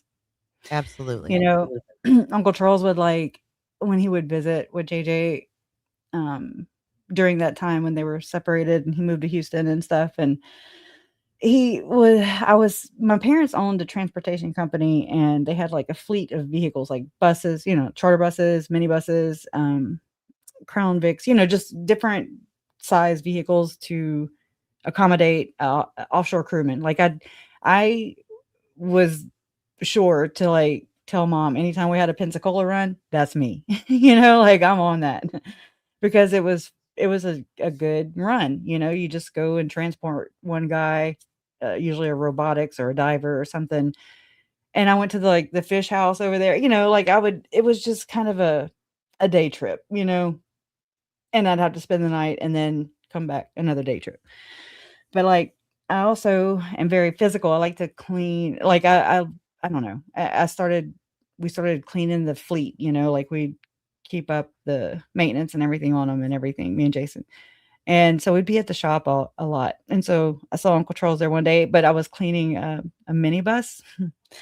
And there's JJ and Silas, and they're running around like some crazy kids. And so I kept having to lock the doors, and I feel bad, to this day, because I'm just like, I was not about to let them inside of the vehicle and putting the hands on the windshield and no. So I kept having to lock it. But I remember looking over at Uncle Charles, and he was like in his phone, just scrolling it.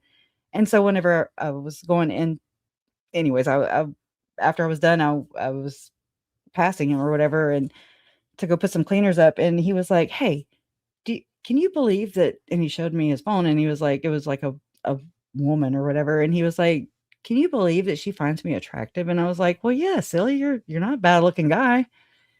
But it made me think about how he was on like these LDS single site or whatever, dating and how site, yeah. yeah, and then I'm like, oh my God, Lori must have beat him down because he doesn't even He that's doesn't not even the only see his one I worth. knew. Yeah. Right. Well, I'm Anyway, sure so he was it's just I'm sure he was questioning his own yeah. sanity at I times. mean, right? I mean, Yeah. It's just a trip, and it's a that's mind trip. what is so atrocious about Lauren comparing herself. Yeah, because it's like, "No, ma'am. No." She doesn't it's Uh, like she doesn't even see the depth neither do of what neither Charles does went Megan. through, you know? And for Megan to say that she just didn't see anything like that, and I'm like, "Well, again, that's just one of those privileged little positions you get to be in where you have that choice to see or not." Right. We don't have that choice. So, Colby, I guess he's wrong. I guess I'm wrong. I guess mom's wrong. And so you must be right? Like, it's Megan just clearly don't tell me how to feel or if I can or can't, ma'am. It's just it's so bizarre. It's so bizarre. And I don't know if I'll ever understand or grasp that part. It's like, yes, we are all, and I mean, again, I'm not even Colby. I'm not my cousin Zach, or you know what I'm saying? Like, I'm not them. And I mean, that's their dad. That's Colby, that's his dad and his mom through prison. It's like, and his siblings. Same with my cousins. It's they lost their siblings and stepsister and their dad and their stepmom. Yeah, so it's like I'm not them, but it's like different levels, different dynamics, I guess is the best word. well, so many different people were affected, coming Mhm. from, like, Yeah, an outside perspective of following the case. So many families were affected, like, you look at the Idaho 4, yeah. and you've got the dynamics of 4 different families. Mhm, and they all grieve differently.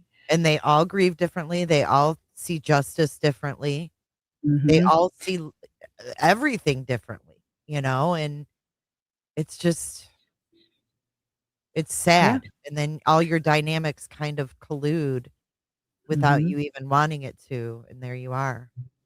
Yeah. You know, and so there's so many of us, I'm sure, because I mean, I'm in this world. I don't know where they grieve at or, other family members. It doesn't mean that they don't. It just means, this is the path or whatever. My Right, path led to here. and you're vocal. This is where I found a way to I was just trying to humanize them, Like I just really Sure, wanted to share that part of them. and you've done a Um, good job. You've done a good job. Not everybody is vocal either, and I think no. a lot of people, especially older people, think, just keep your mouth shut Yeah. type Yeah. type Grieve talk. quietly. Yes. Yeah. I mean, I do see that in my own family, so it's like, I get it. Different roles, different roles. That's all it is. Again, I mean, I never, I don't know. I never was like, "Oh, I need a mission." You know? I need Right. a cause. Like, I always was someone who I never knew what I wanted to be when I grew up, so to speak, but this happened, like, what? I was 40. And so it's like, I still at that point in time did not know what I wanted to be when I grew up. And so this happened, and it happened. It's happening. It's still happening, and it's going to continue evolving like that. But it just wasn't like anything that I thought about, beforehand, and I just needed to dig into something. No, I mean, I had a job, I worked, but it's like this has become my life. This is my life. This is also my job. It's also it's This is your it's passion. a Yeah. change. Yeah. It's like yeah, when I get passionate about something, You're I've all never in. been this passionate about this though. I've learned a lot about myself. Because I actually thought I had a form, maybe I have a slight bit of autism or, neurodivergence. I'm ADHD already, and I wasn't diagnosed till I was an adult, and I mean, so here JJ was a little kid, and he was, he didn't come out with his diagnosis or whatever, but so as I was hearing, that, they found out that he was ADHD and that he was autistic, it just made me kind of question, like, well, is that what I have, or is that me? Because I've always felt like something was different, like I'm just kind of feel like an alien, or again, like Mhm. I'm always in my feels. And like I have an aunt from another side of, my step family or whatever, and she was really mean about that. Like they would, her and her daughter, would pick on me. And anyways, I'm just saying, like, it's just different strokes for different folks, I guess. But I don't know, I always felt emotional. Like I was always sensitive, and I got called that a lot. Or crushes pouting, and I'm just like, leave me alone. That's Like my you were mama the said. one you were the Yeah, one that always labeled that was I'm up in wrong. their Yeah, feels. something's wrong with me. Yeah. I call it passion, not Now sensitivity. add that in a period and you're done. And that's You know? like, that's so gaslighting though, like, I know. to say I you're too know. sensitive. Mhm. Yeah, it's like, am I? I mean, yeah, that threw me for a loop along, right before the murders happened, actually. I was called that, and I was just like, oh my," it, like, messed I'd rather have been punched in the face. I think I'd have gotten over it a lot faster. It just made me start really looking inward, though, Right. and, like, I was looking online and, like, what does it mean to be a sensitive person, or what, I don't know. I feel like Crazy things. I feel like I'm sensitive, but sensitive to picking up on things. Like Yeah. You have a very keen, intuition, discernment. I guess? Yeah. Discernment, yeah. Discernment. And we Dis all need to sharpen that anyways, I mean, again, here was Lori and Chad doing what they did, and then here are people coming in cloaked as advocates. Mhm. And as if you can trust these people, and you do.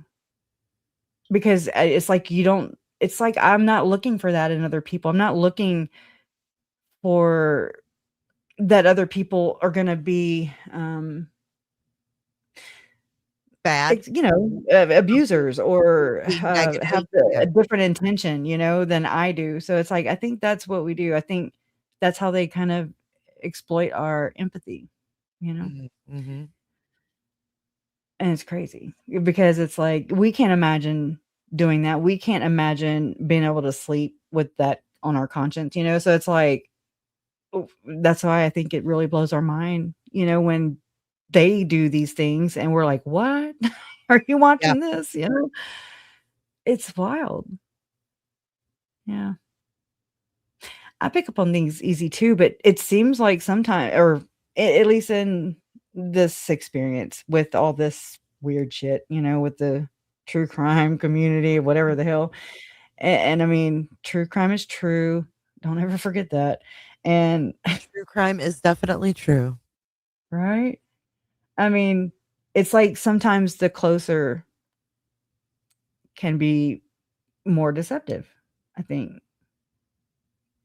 You know what I'm saying? Like, it's people are so close to you. I don't know. or maybe you don't have the time.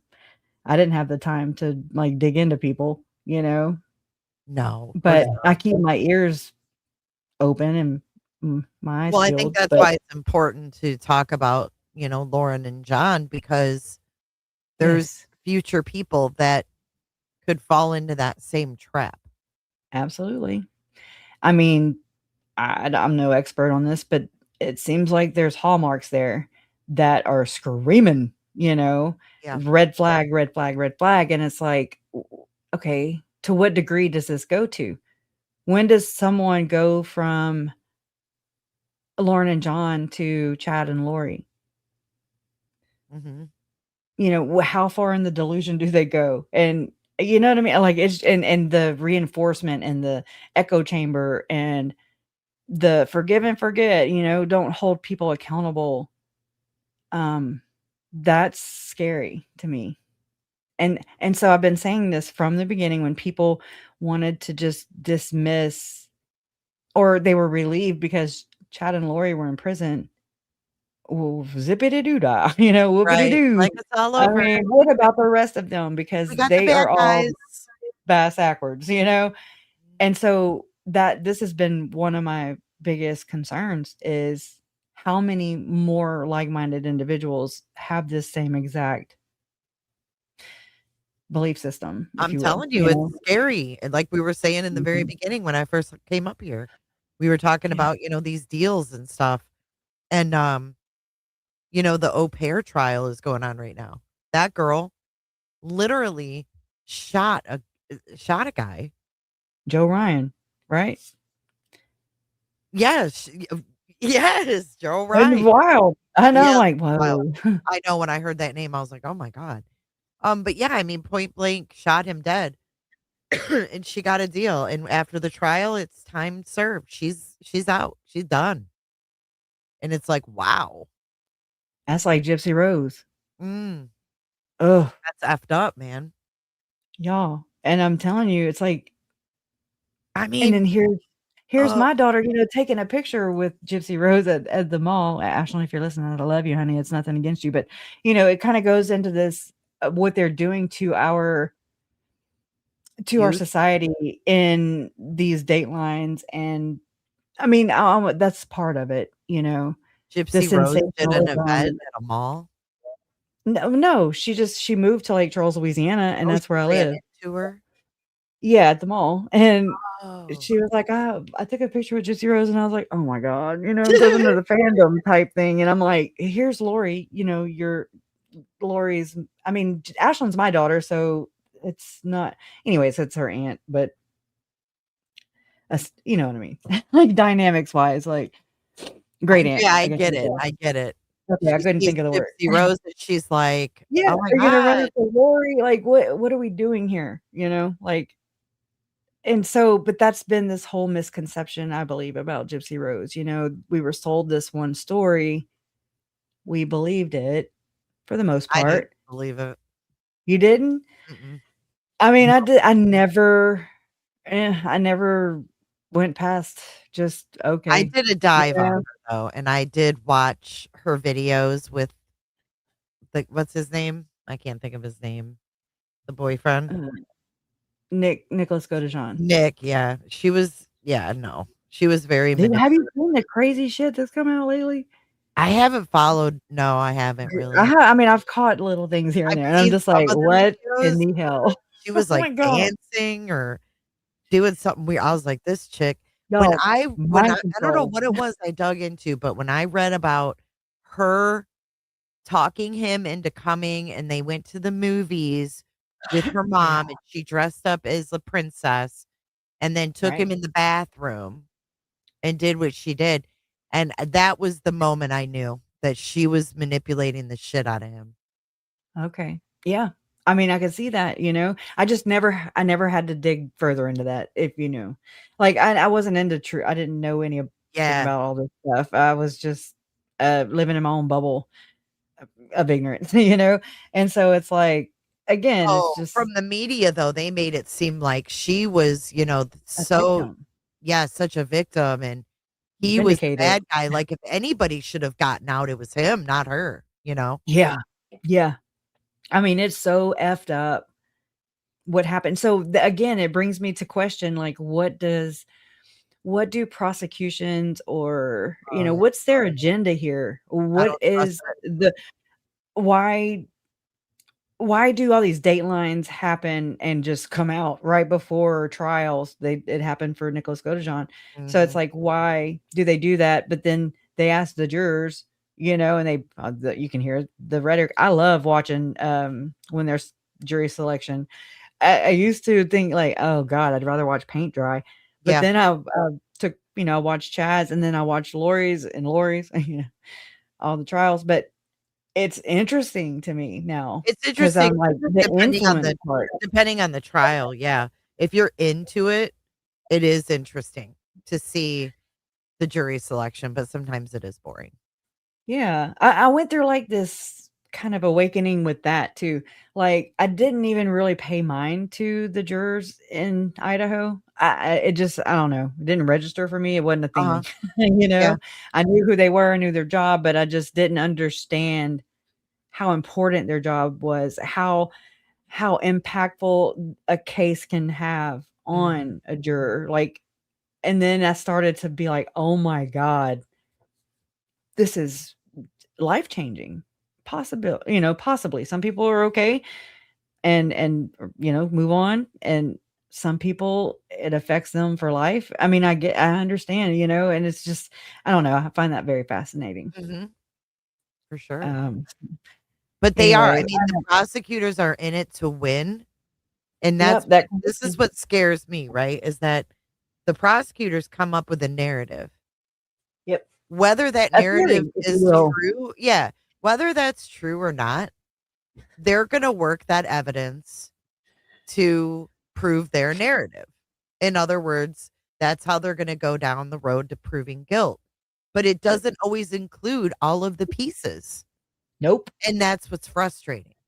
It is, because everybody's like, they want to go by facts, right? Facts, facts, facts. And you're like, okay, but you cannot convict a belief system. Okay, it's against the Constitution or the amendment or whatever, First Amendment, whatever it is. I don't know all my stuff, y'all. I told you all I hated civics.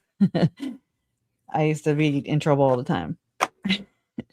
But I mean, yeah, that's what I came to understanding too.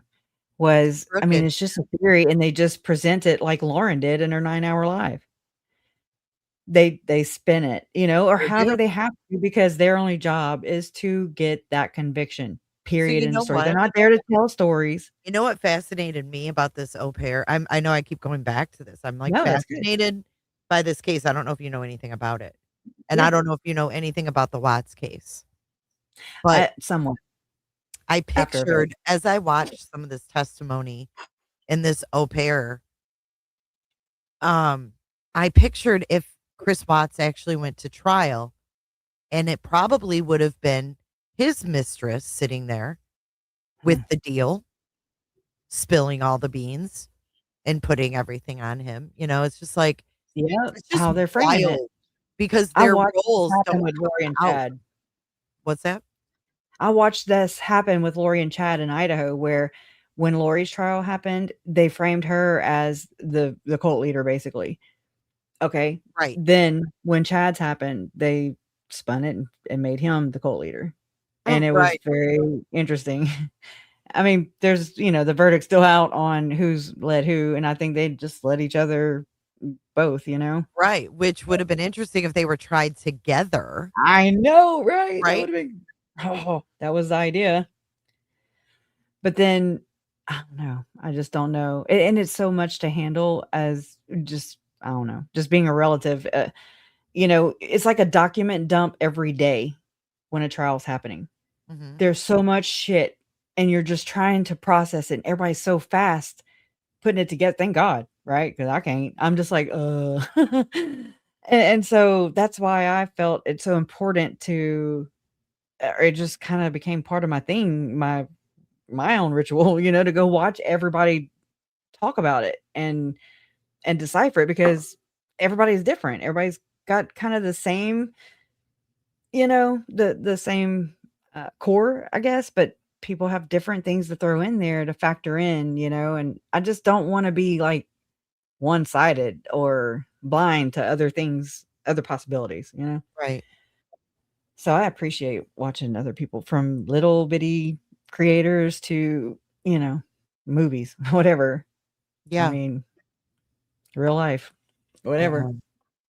It just helps me understand the world and really the crimes better, because I really think that we have not, uh, of course, I mean, we don't have the 100% truth, no matter what. I don't care, what it is, or anyways, we're not going to Well, have you never will, because you weren't there, no, right? The right, truth lies with the people who were there. right. It And really does. then, and then I'm wondering, like, how some people, I don't care who it is, like, when they present like a death penalty, like they did with Chad, like they did with Lori, but then it's like a bargaining chip. That's how I look at it. It's a bargaining tool. And they can take it, they can leave it, they can say, oops, we didn't turn over our shit in time. We're Right. prosecutors. And they're Right. like, you're punished. And then they're like, Lori Daybell does not get the death penalty. And you're like, what? How the fuck does that punish how is that punishing the prosecution? It just, I don't understand the logic there. But I don't know. anyways, And I then you don't. look at the defense, like let's say you have like a public defender defending you. They're still getting their paycheck from the Oh same yeah, place the prosecutor gets their paycheck from. That's another thing that I think is not fair. I think there should be like regular attorneys that they pull in. You know what I'm saying? Instead of yeah, yeah. court Think appointed one. about whenever Nate Eaton revealed that he was actually neighbors with John Thomas. I want to say it was John Thomas. I'm Oh, pretty really? sure it could have been Jim Archibald. Either way, I don't care. It's just like, and I mean, I always pictured, like, I always had this image in my mind, because Rexburg is a small town. It really is. 28, thousand.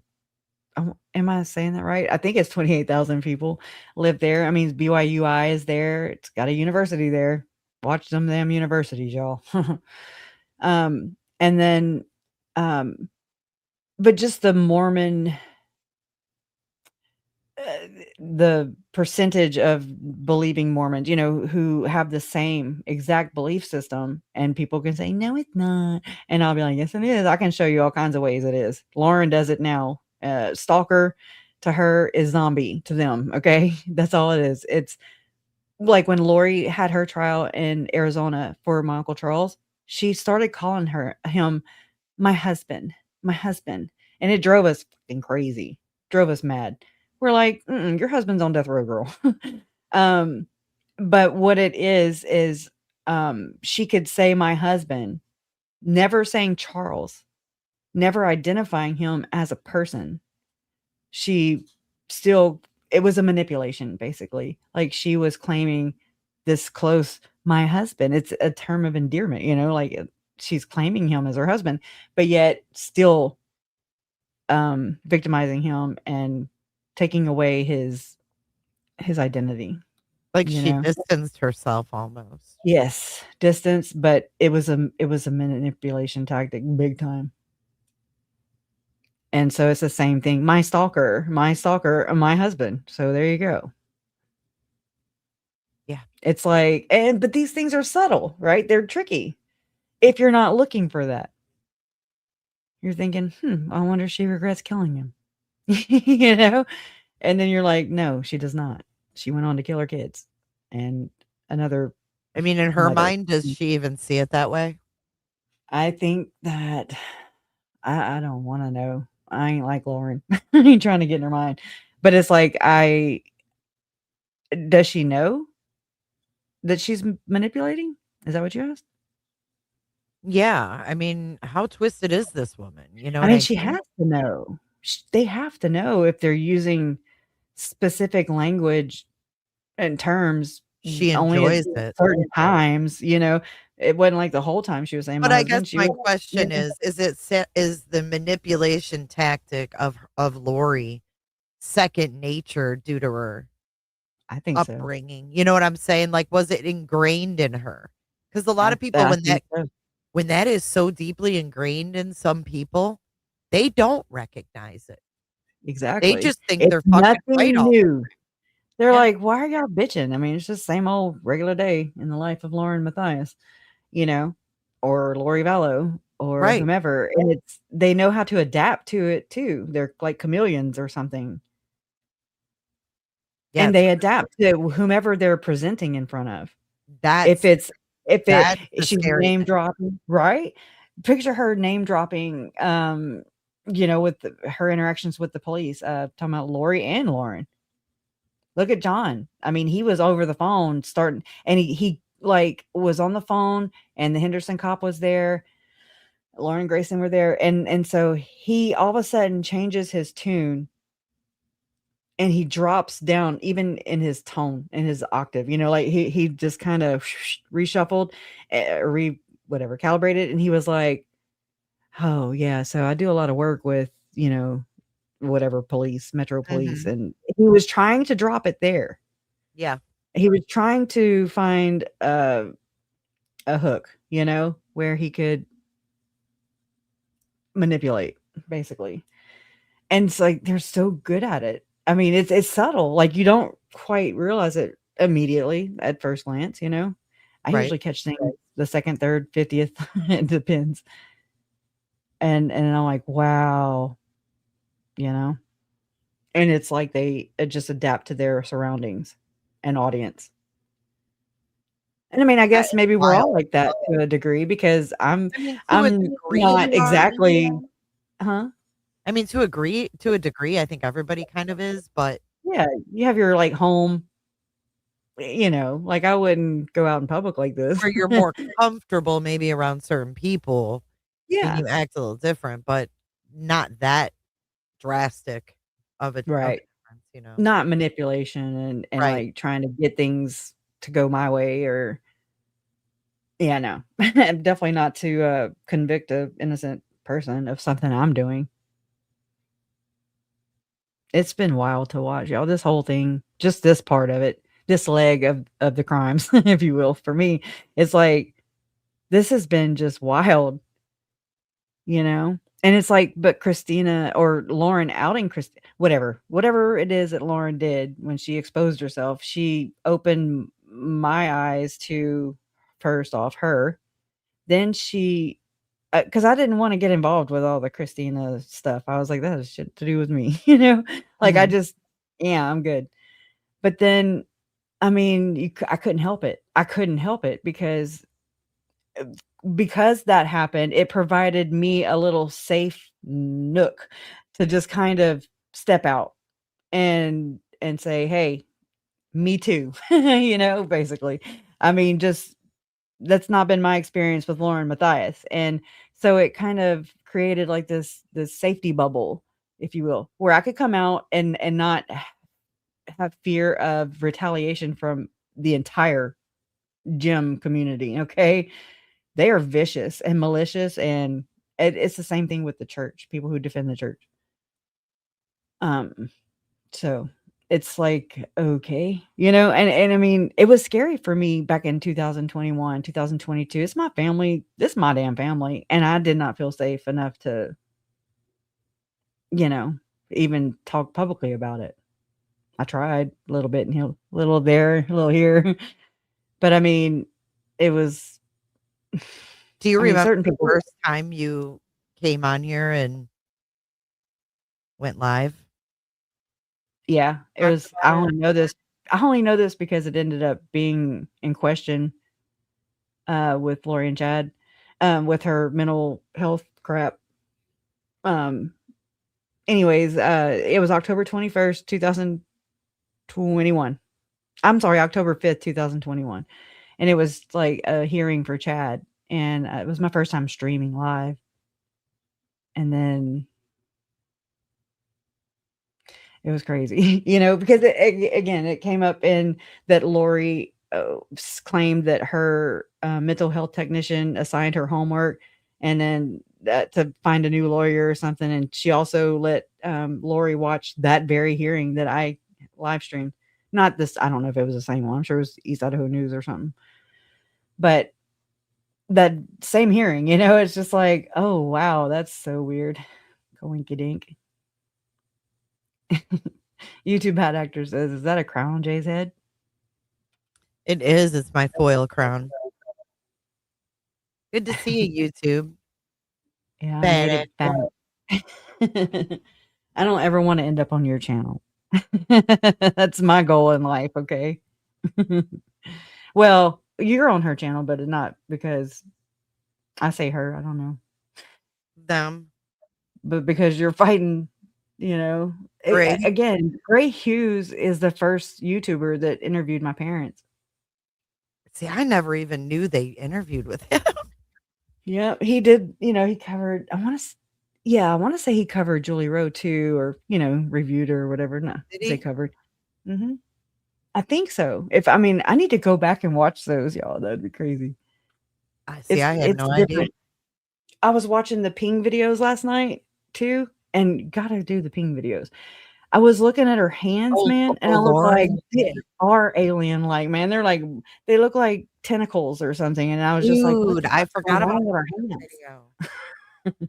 Thanks for reminding me. I totally forgot about that. Yeah.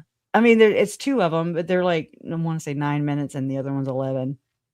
And yeah. Anyways, but there's one part.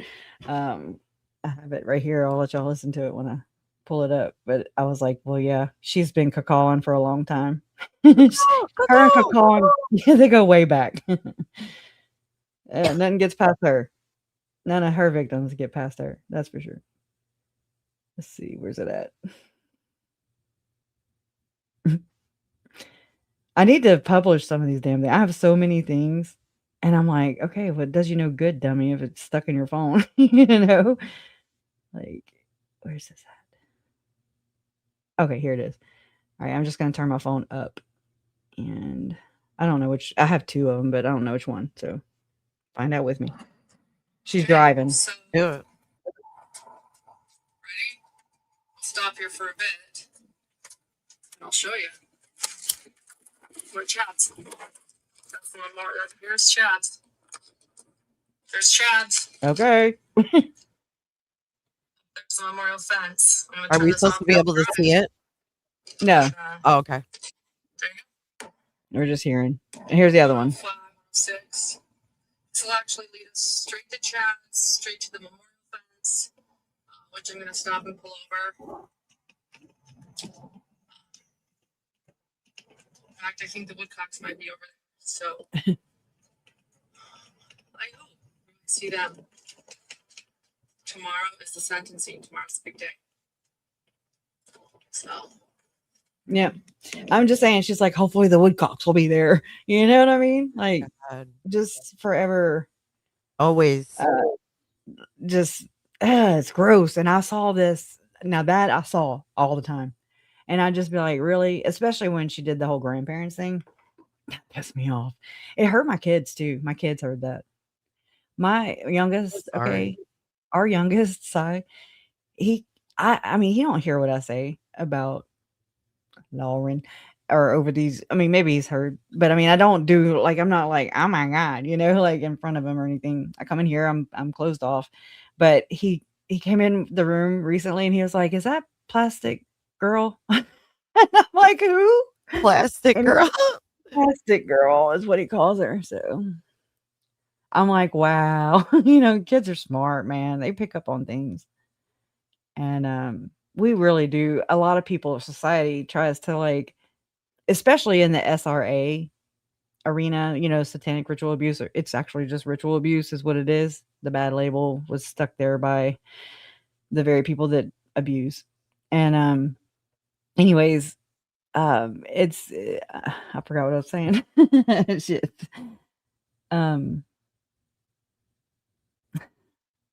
I don't know. It was the best thing I was ever gonna say. Oh my God. Well, at least you can't accuse me of interrupting you.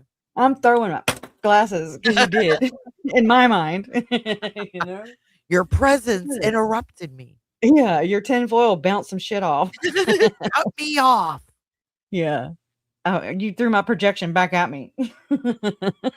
That's what our hats are for. They're not for conspiracy theories, y'all. They're for The projection protection. Projection protection. Yeah. It's like, I'm rubber, you're glue. Yeah, that whole thing. It's crazy. I did upload this one little video and I laughed my ass off. Let me pull it up. I like how you're show and tell too, but you're much better at it. I'm never prepared. I could be prepared and I'm still not. Okay, go. Oh Lord. And I open it up to my homepage and it's Ode to Gray Hues and it's got money going to Gray's face. That's the first thing I see. Go YouTube bad actors. Yeah. Okay, let's see. But like the next time I go live, we're going to talk about the whole what Lauren didn't, bring to the surface. In fact, that, she hid it by becoming an anonymous poster on True Crime Underground, talking shit about Nate.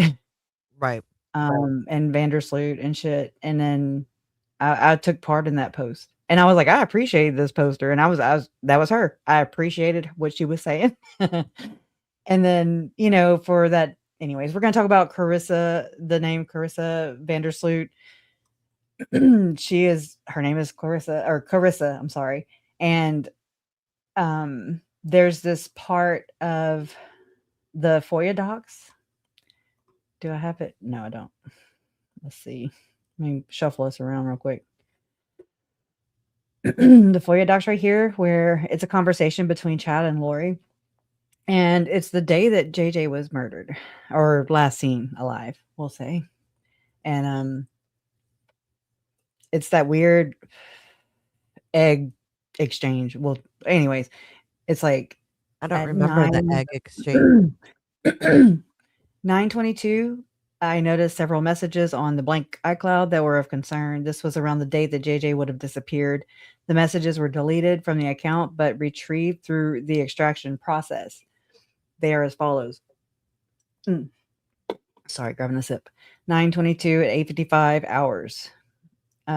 Lori to Alex. Hey, bub. Go to LDS.org and watch the new Book of Mormon video. So good. Looks like you will appear in episode 2. 9:22 at 8:56 in the morning. Lori to Alex. P.S. Do you have eggs? 9:48. Alex responds. He says, I'm open. How about you?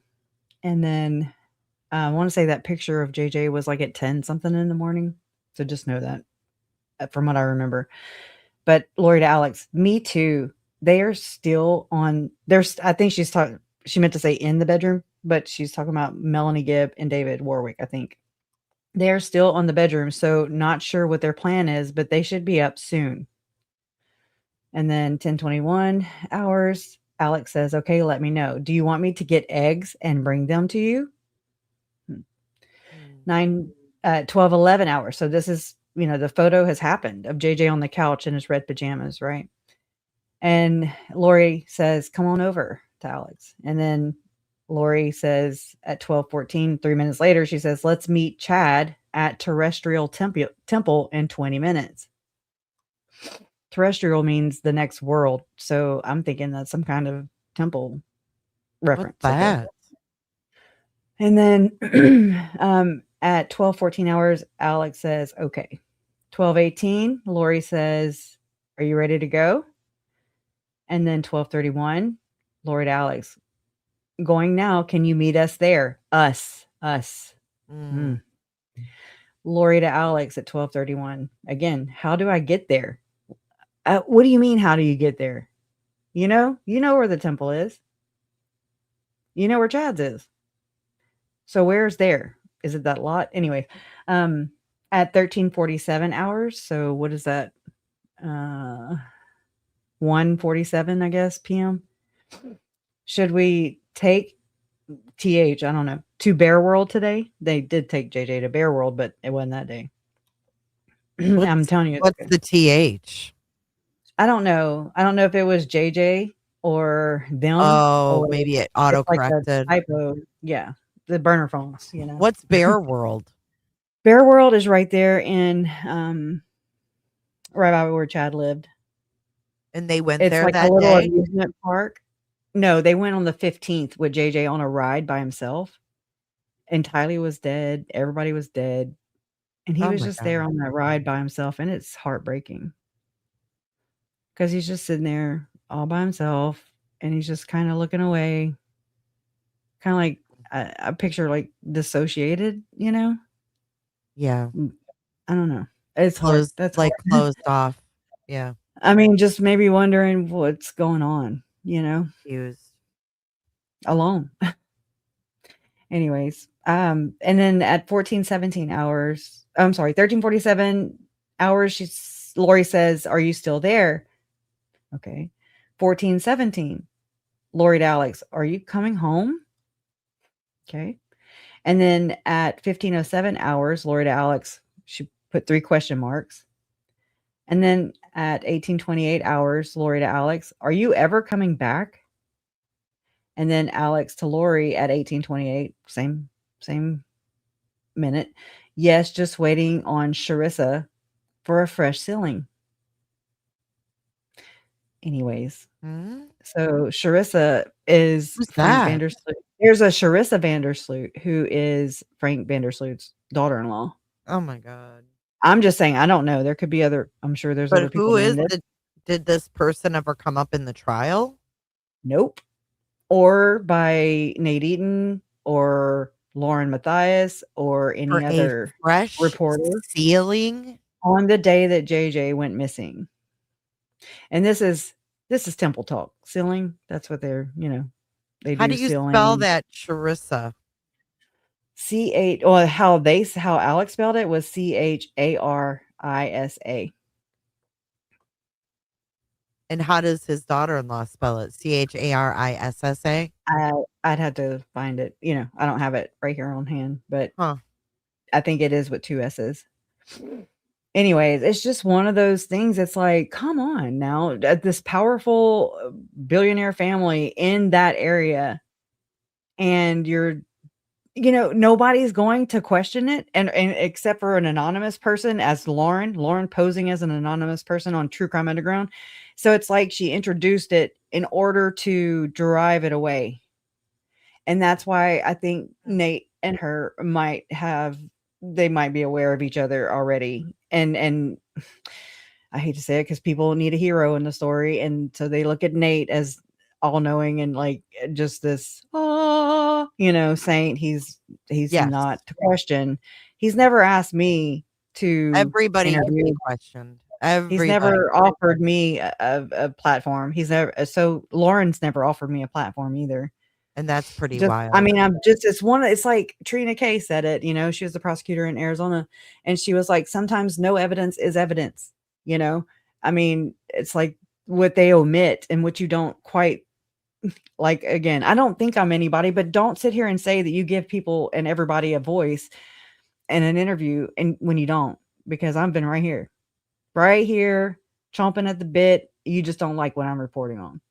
You don't like where I'm going. You don't like how it makes your church look. So we're going to ignore. That's how I see it. So it's like weird to see people and they like are just nice to me in my, to my face because of my parents. Right? That's how this whole thing. And it makes you wonder why they don't want to interview you. Right. Yeah. I mean, so whatever. I mean, I get it. I also don't get it. Don't speak out of both sides of your mouth, because I for a fact know that you never rang my phone, But anyway, so I mean, I've met Nate. Anyways, I wasn't digging into the church that much. Can we go back to Lori's text though, where she's like, "Can you meet us?" Okay, so we have JJ, then we have the eggs, and then we have, "Can you meet us?" And then we have Lori going, "Are you coming back? Are you coming back?" So yeah, what was going on? Right.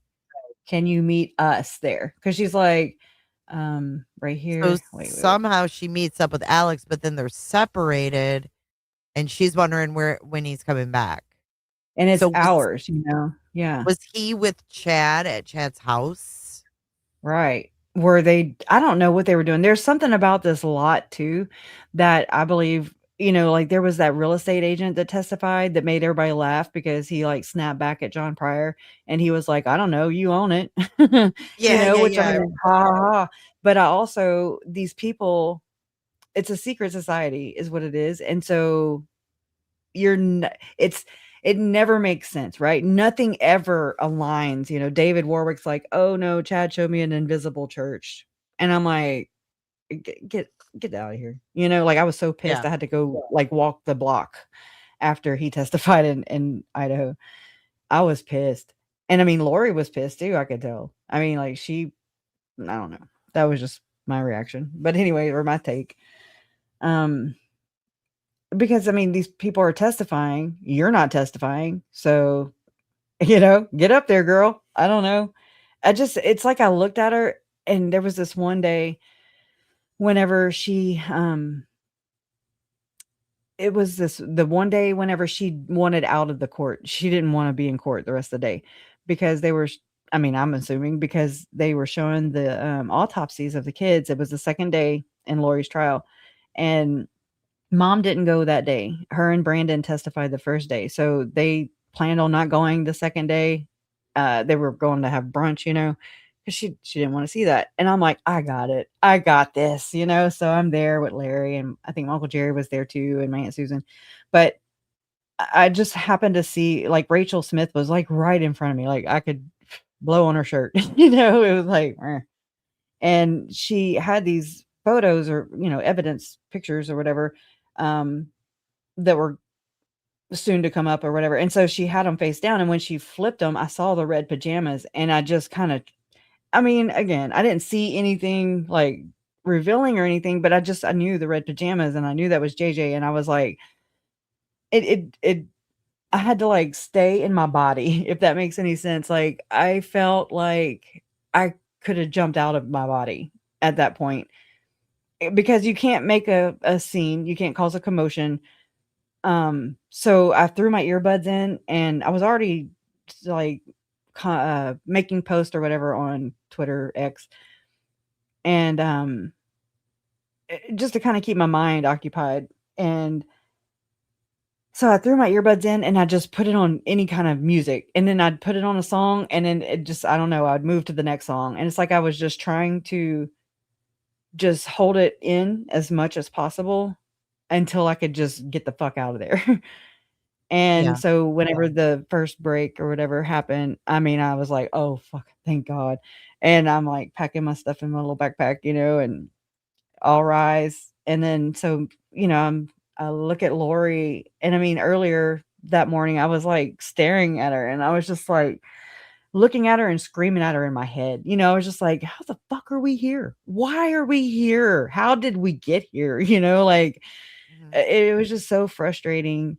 But then, there came a point when she looked at me, like, we locked eyes, and I don't remember much after that, if that makes any sense. It's like I stared at her, but I kinda dazed out. Like, I stared through her, I Yeah, guess. I like don't you know, looked it was through weird. her. Yeah, and I just kinda, you'll be watching TV or something, and you just kinda it's like your eyes go out of focus. Anyways, so No, I we know had this exactly what you weird mean. okay, good, because I'm like, it's just a weird I sen do that a lot, actually. Not a yeah, lot, but I find myself doing that. Like, I know you're not really looking at her. it's You're like, just yeah, you're just looking that direction, and yeah, you kind of get in a then you date go in a in your daze. head or something. Is that dissociation for anybody that knows? I I think don't it know, it is, but feels to me like you were probably looking at her and thinking of all the shit she did it's and kinda and like all at once, trying to yeah. understand, like, flashing everything through your mind, like, "What the fuck?" Mhm. But so yeah, so we had this awkward eye exchange, and it was I don't even remember how long it wasn't that long, but it was long enough to where, like I said, I zoned out, but it's like after that, we were let out for the break, and I was like, "Hey, I'm going to mom's, I'm going to see mom, and I'm not going back in there." So I sat there and talked to Larry for a little bit, and then my mom and them, mom and Larry had a condo, which was like a block away. So I walked, and I helped mom unload some groceries, and she was going to cook. Um, and then she got a text or something, and she was like, oh shit. She was like, come on, we got to go. And I'm like, what? No, mom, it's a trap. Like, don't go in there. And, like, don't go look at those pictures. Like, nobody wants to see that. But I didn't know what was happening, but it was after lunch or something. And we got in there just in time for the doors to close behind us in the courtroom. And we sat down, and Lori did not want to be there the rest of the day. And it didn't dawn on me right away. And I'm like, oh my God, we had that weird that eye exchange or whatever. And I'm like, what if she saw them and me or something? Like when I zoned out, and I'm just like, I hope the fuck she did. I'm gonna just Right. pretend like she did. And I hope it scared her. And I hope that it intimidated her. Made her uncomfortable. Intimidated her enough to make her not want to be there. I hope she saw herself. Really. Anyways. Either way, she had to be there. But I wasn't. She didn't have a choice.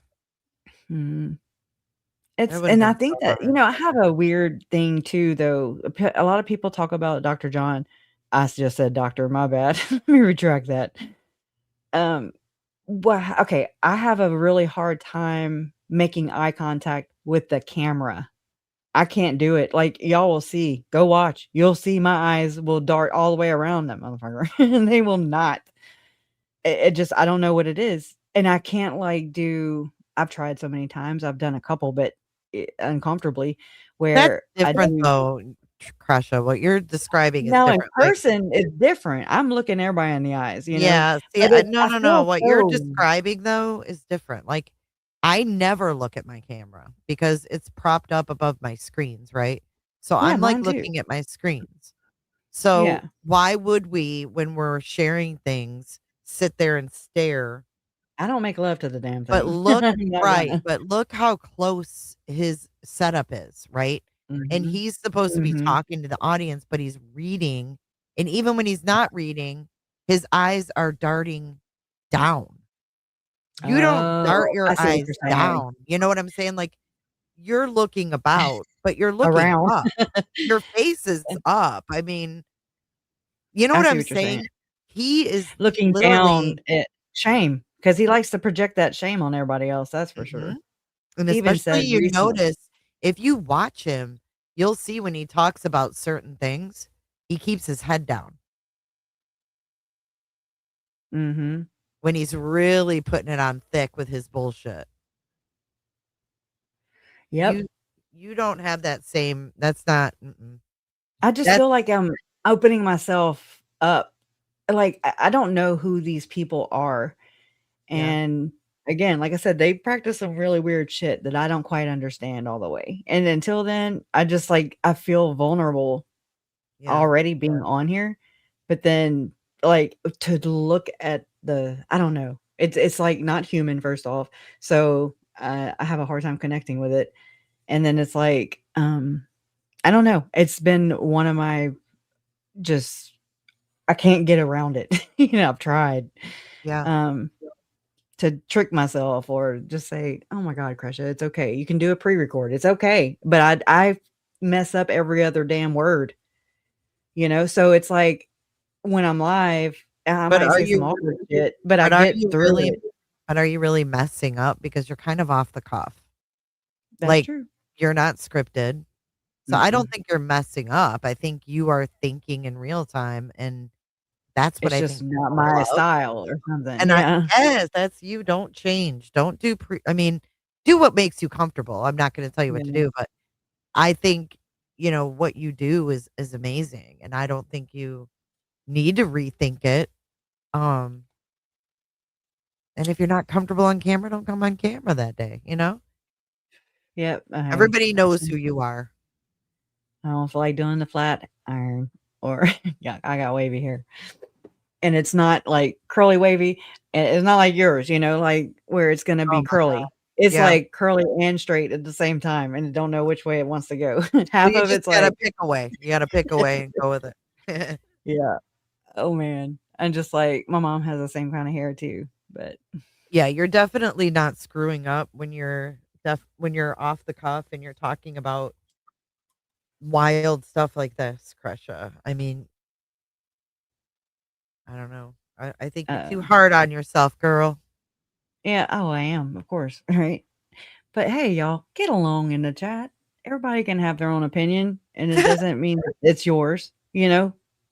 Trust me, it takes all the different colors to make the world go round.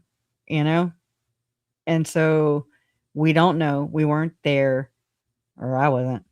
So I mean, it just is what it is. It just be respectful. That's all I ask.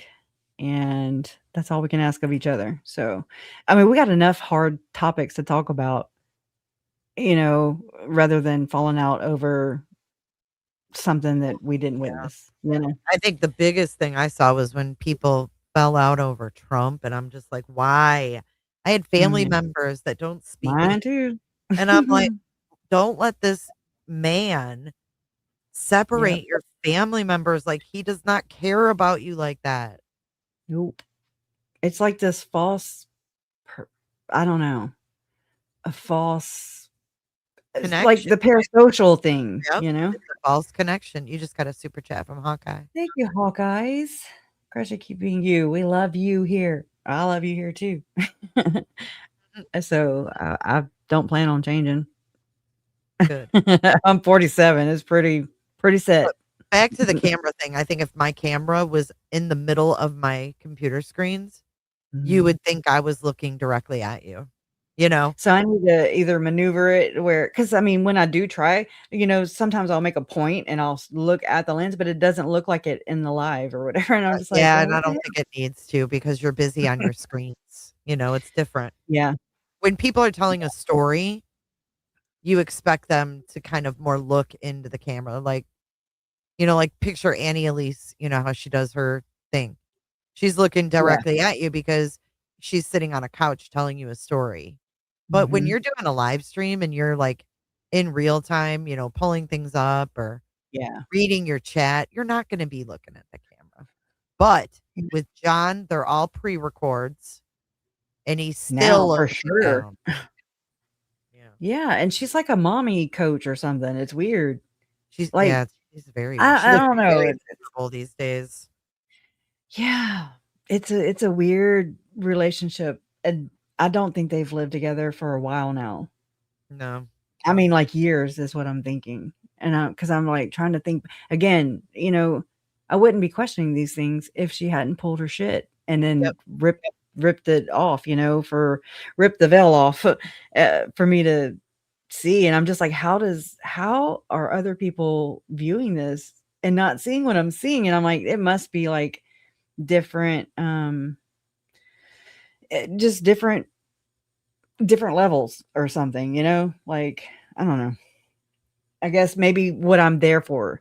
Am I there because of my family and because of what, she's done personally, to harm me and my family and exploit, or other people who are just there for the creator or whatever. I don't know. I just sit here and try to figure that stuff out. It's different. So, I mean, I just hate that I haven't looked at their sub count in a while. I'm not about cancel culture as either, but I'm also not about endorsing people and giving them power, to harm others. I'm not going to do it, not knowingly, Right. So I'm thinking maybe people just don't know, and I don't know how to sum things up. I just, it's not a strong point.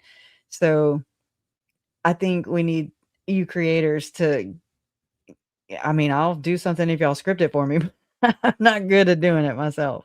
I do have an extravagant timeline.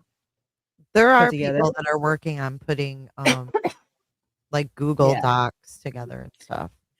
Yeah. I mean, because I think that it would help other people who are coming into the situation or just leaving or just realizing like, something is off, Yeah. And so instead of just kind of picking up where we're all at, we kind of fast track them because it is messy. It's so messy. I It's so agree. gross. Yeah, and It's there's a so lot of people involved, you know? yes, it's that just like with the cult thing with Lori and Chad. There's so many moving parts that it overwhelms people, Yes. and Because now we're they're like, going "Who?" into, like, the families, you got the lawyers, the law, the RICO thing, you know, there's just so much branching off of the original problem that Mhm. maybe we need to get back to the original problem, which is the exploitation, you know? Oh, wow. Yeah, I heard what you said, but Googie, so I'm trying to see if you commented before that. I think they're talking about Um, Lauren because she was listed on there on as, like, Strive or a coach Thrive? Strive on Because John's she was Thrive the life is Thrive Beyond Religion. That's the John Dehlin speaker thing. no, Strive was John's thing. Okay. That's what I think that's what it's they're talking about. confusing, right? It I don't Yeah. think any of these people need to be a freaking life coach of any sort. As a counselor for sure, but I mean, you can't just appoint yourself Jody Hildebrandt, you know? Like, that's kinda the whole problem that I've seen in Utah, that and the what is it?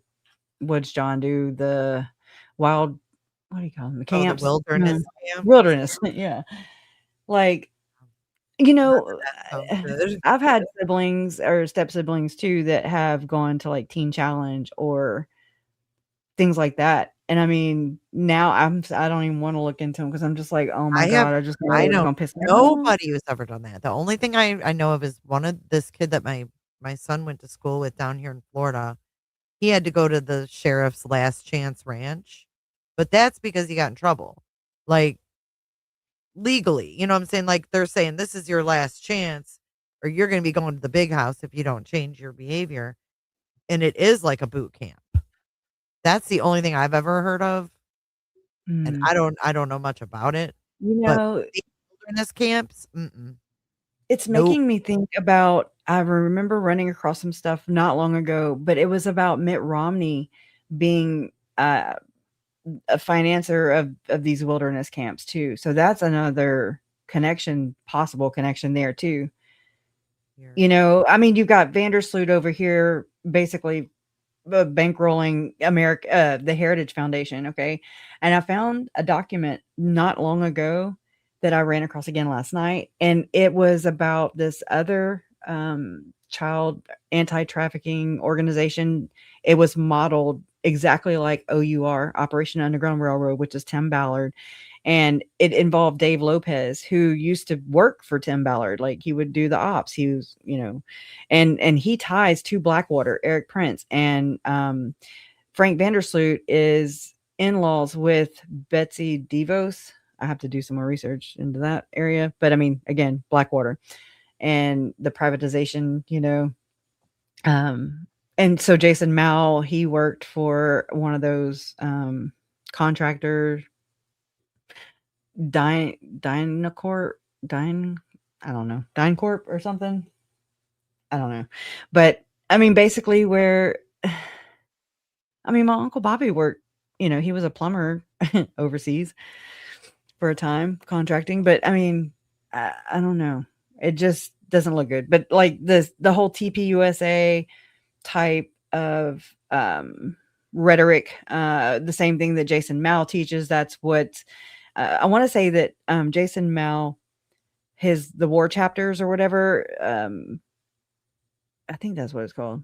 Yeah, it was incorporated by a school in Arizona, a chapter, if you will, and they lost funding, and then they found a loophole, and it's like vouchers now, I gotta do some more digging into this to learn the terminology, how this works, but I don't know. People out there, I'm sure, can put some things together, but, you know, it's just so you have Frank VanderSloot controlling the narrative of the media, influencing not only his community, but everybody who turned to Nate Eaton or East Idaho News, um, because of his inside, you know, like, and his, Mormon angle, I guess, you know, where he minimizes he minimizes the belief system because he's of the same belief system. Yes, they are Huggy Bear 2000 as far as I'm aware. As of right now. Yes, I don't have like the actual, proof or whatever, but so just DynCorp, thank you. Huggy Bear is on things, okay? I love having Huggy Bear here. But and somebody asked, is Strive and Thrive the same kind of company? Oh, that reminds me of somebody had sent me something. I don't remember who it was, but you know who you are. And it was something that the church had on their website too about Thrive, about the youth. It was some kind of program or something that they were pushing. I remember I looked it up on the church site and I'm like, oh man, it's like indoctrination, Well, when people talk about Strive was actually a company that Lauren and John started. They What did called I it Strive or Strive. something? Like the That was I that was Apple. that was part of it was I Strive, and then there was another one that was where they collected money, right? For I like a think we need to go over foundation or that something. stuff again. Yeah, that their Because Strive because Lauren was listed as a life coach for Strive. okay. And then here's Megan. And Yep. it's also interesting too that Lauren had a book and Megan came up with a book too around the same Seems like they time. all do that shit, right? This Right. And I remember in one of Lauren's interviews with Sean Littlebear, Terry Scabby Jr., that he told Melanie she wanted to be part of the club. And he said, well, you have to write a book.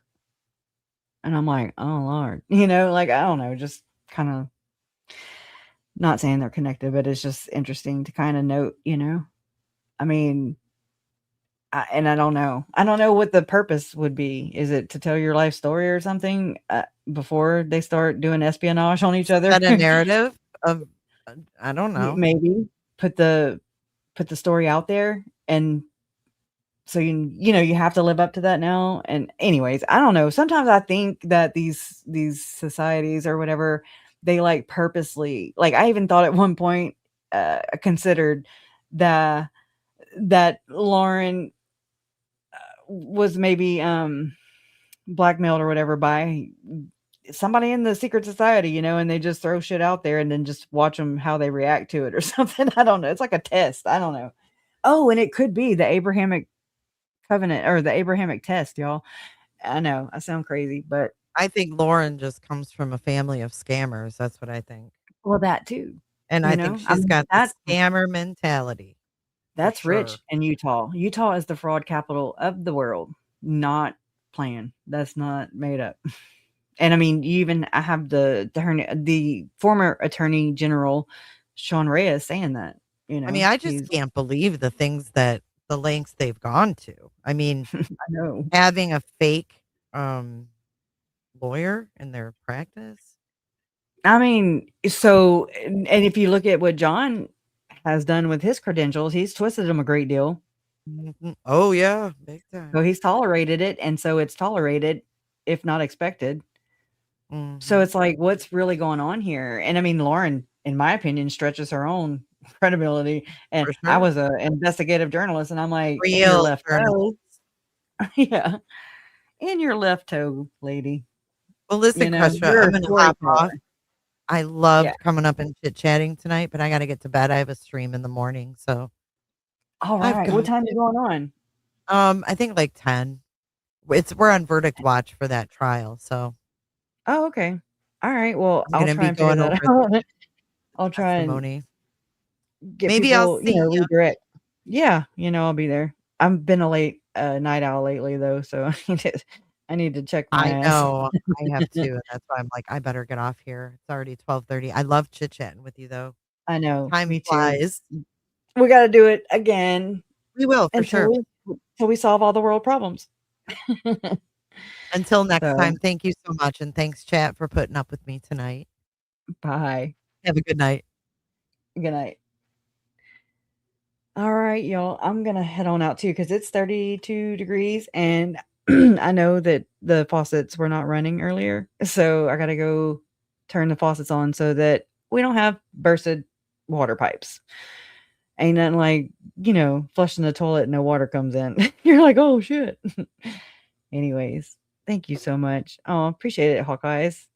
And Hella, I want to know if you and Dolly would come on, if we can coordinate a time soon. I mean, as soon as you can, to have you guys on and bring, instead of me going and just playing a lot of your video, okay, from whenever you did present it. I don't know if you can pull all the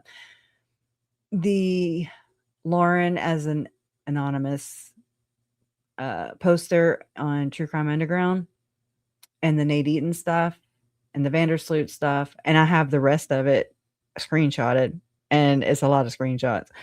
And I'm like, oh my God, this is hard to pull all together, So I don't know if y'all would even entertain that, I think it would be cool. And nobody can bring the dramatic reading like Dolly.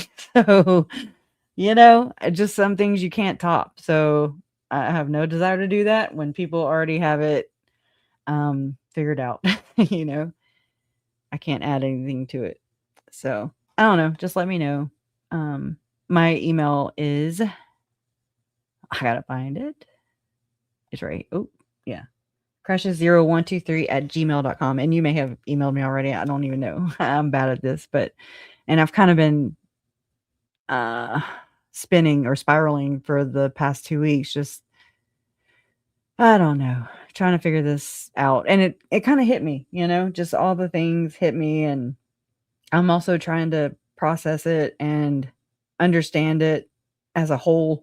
What's this mean in the larger picture? What's this mean to the case? What is Lauren and John's motives? Why are they here? Were they put here?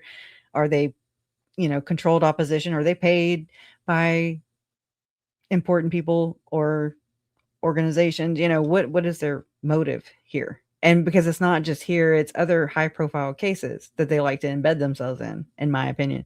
So it's like, I don't know.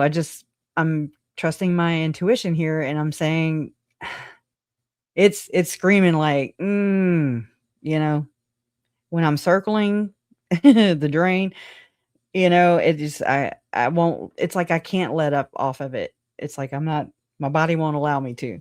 So there's gotta be something more here. And I know I'm not the only one that feels that. And anyways, I appreciate you guys for, for being here and for supporting everybody who is covering this too. I appreciate them for that, because not all of them are. And it's important. It's just important, not only to, Christina.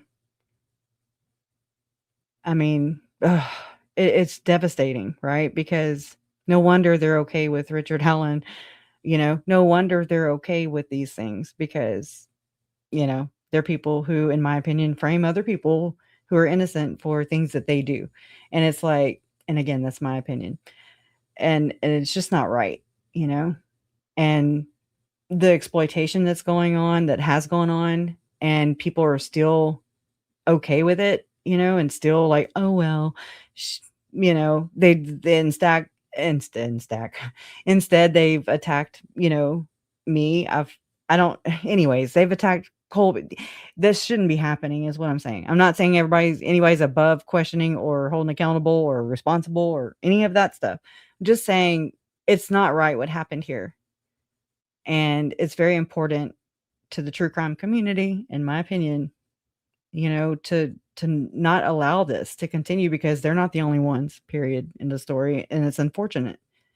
But where there's a way to, exploit someone and capitalize off of their whatever, where there's kids, there's pedophiles, where they'll find a way to prey, PREY, on victims because they're opportunist, So anyways, it just bothers my soul is what it does. It really, I like cannot allow this. And I mean, all the other ladies too, who were and have been, and probably still are, being demonized and made out to be a bully, and they're not, they're Lauren's victims too, and they're just amazing women. And I just thank you all so much. You know, it'll all come out in the wash, so to speak. So, anyways, all right, enough of all that. I gotta go turn my damn water on. So everybody stay safe. And justice for Tylee, Charles, Tammy, JJ, and Joe. Love always wins. And you guys are proof of that. Bye.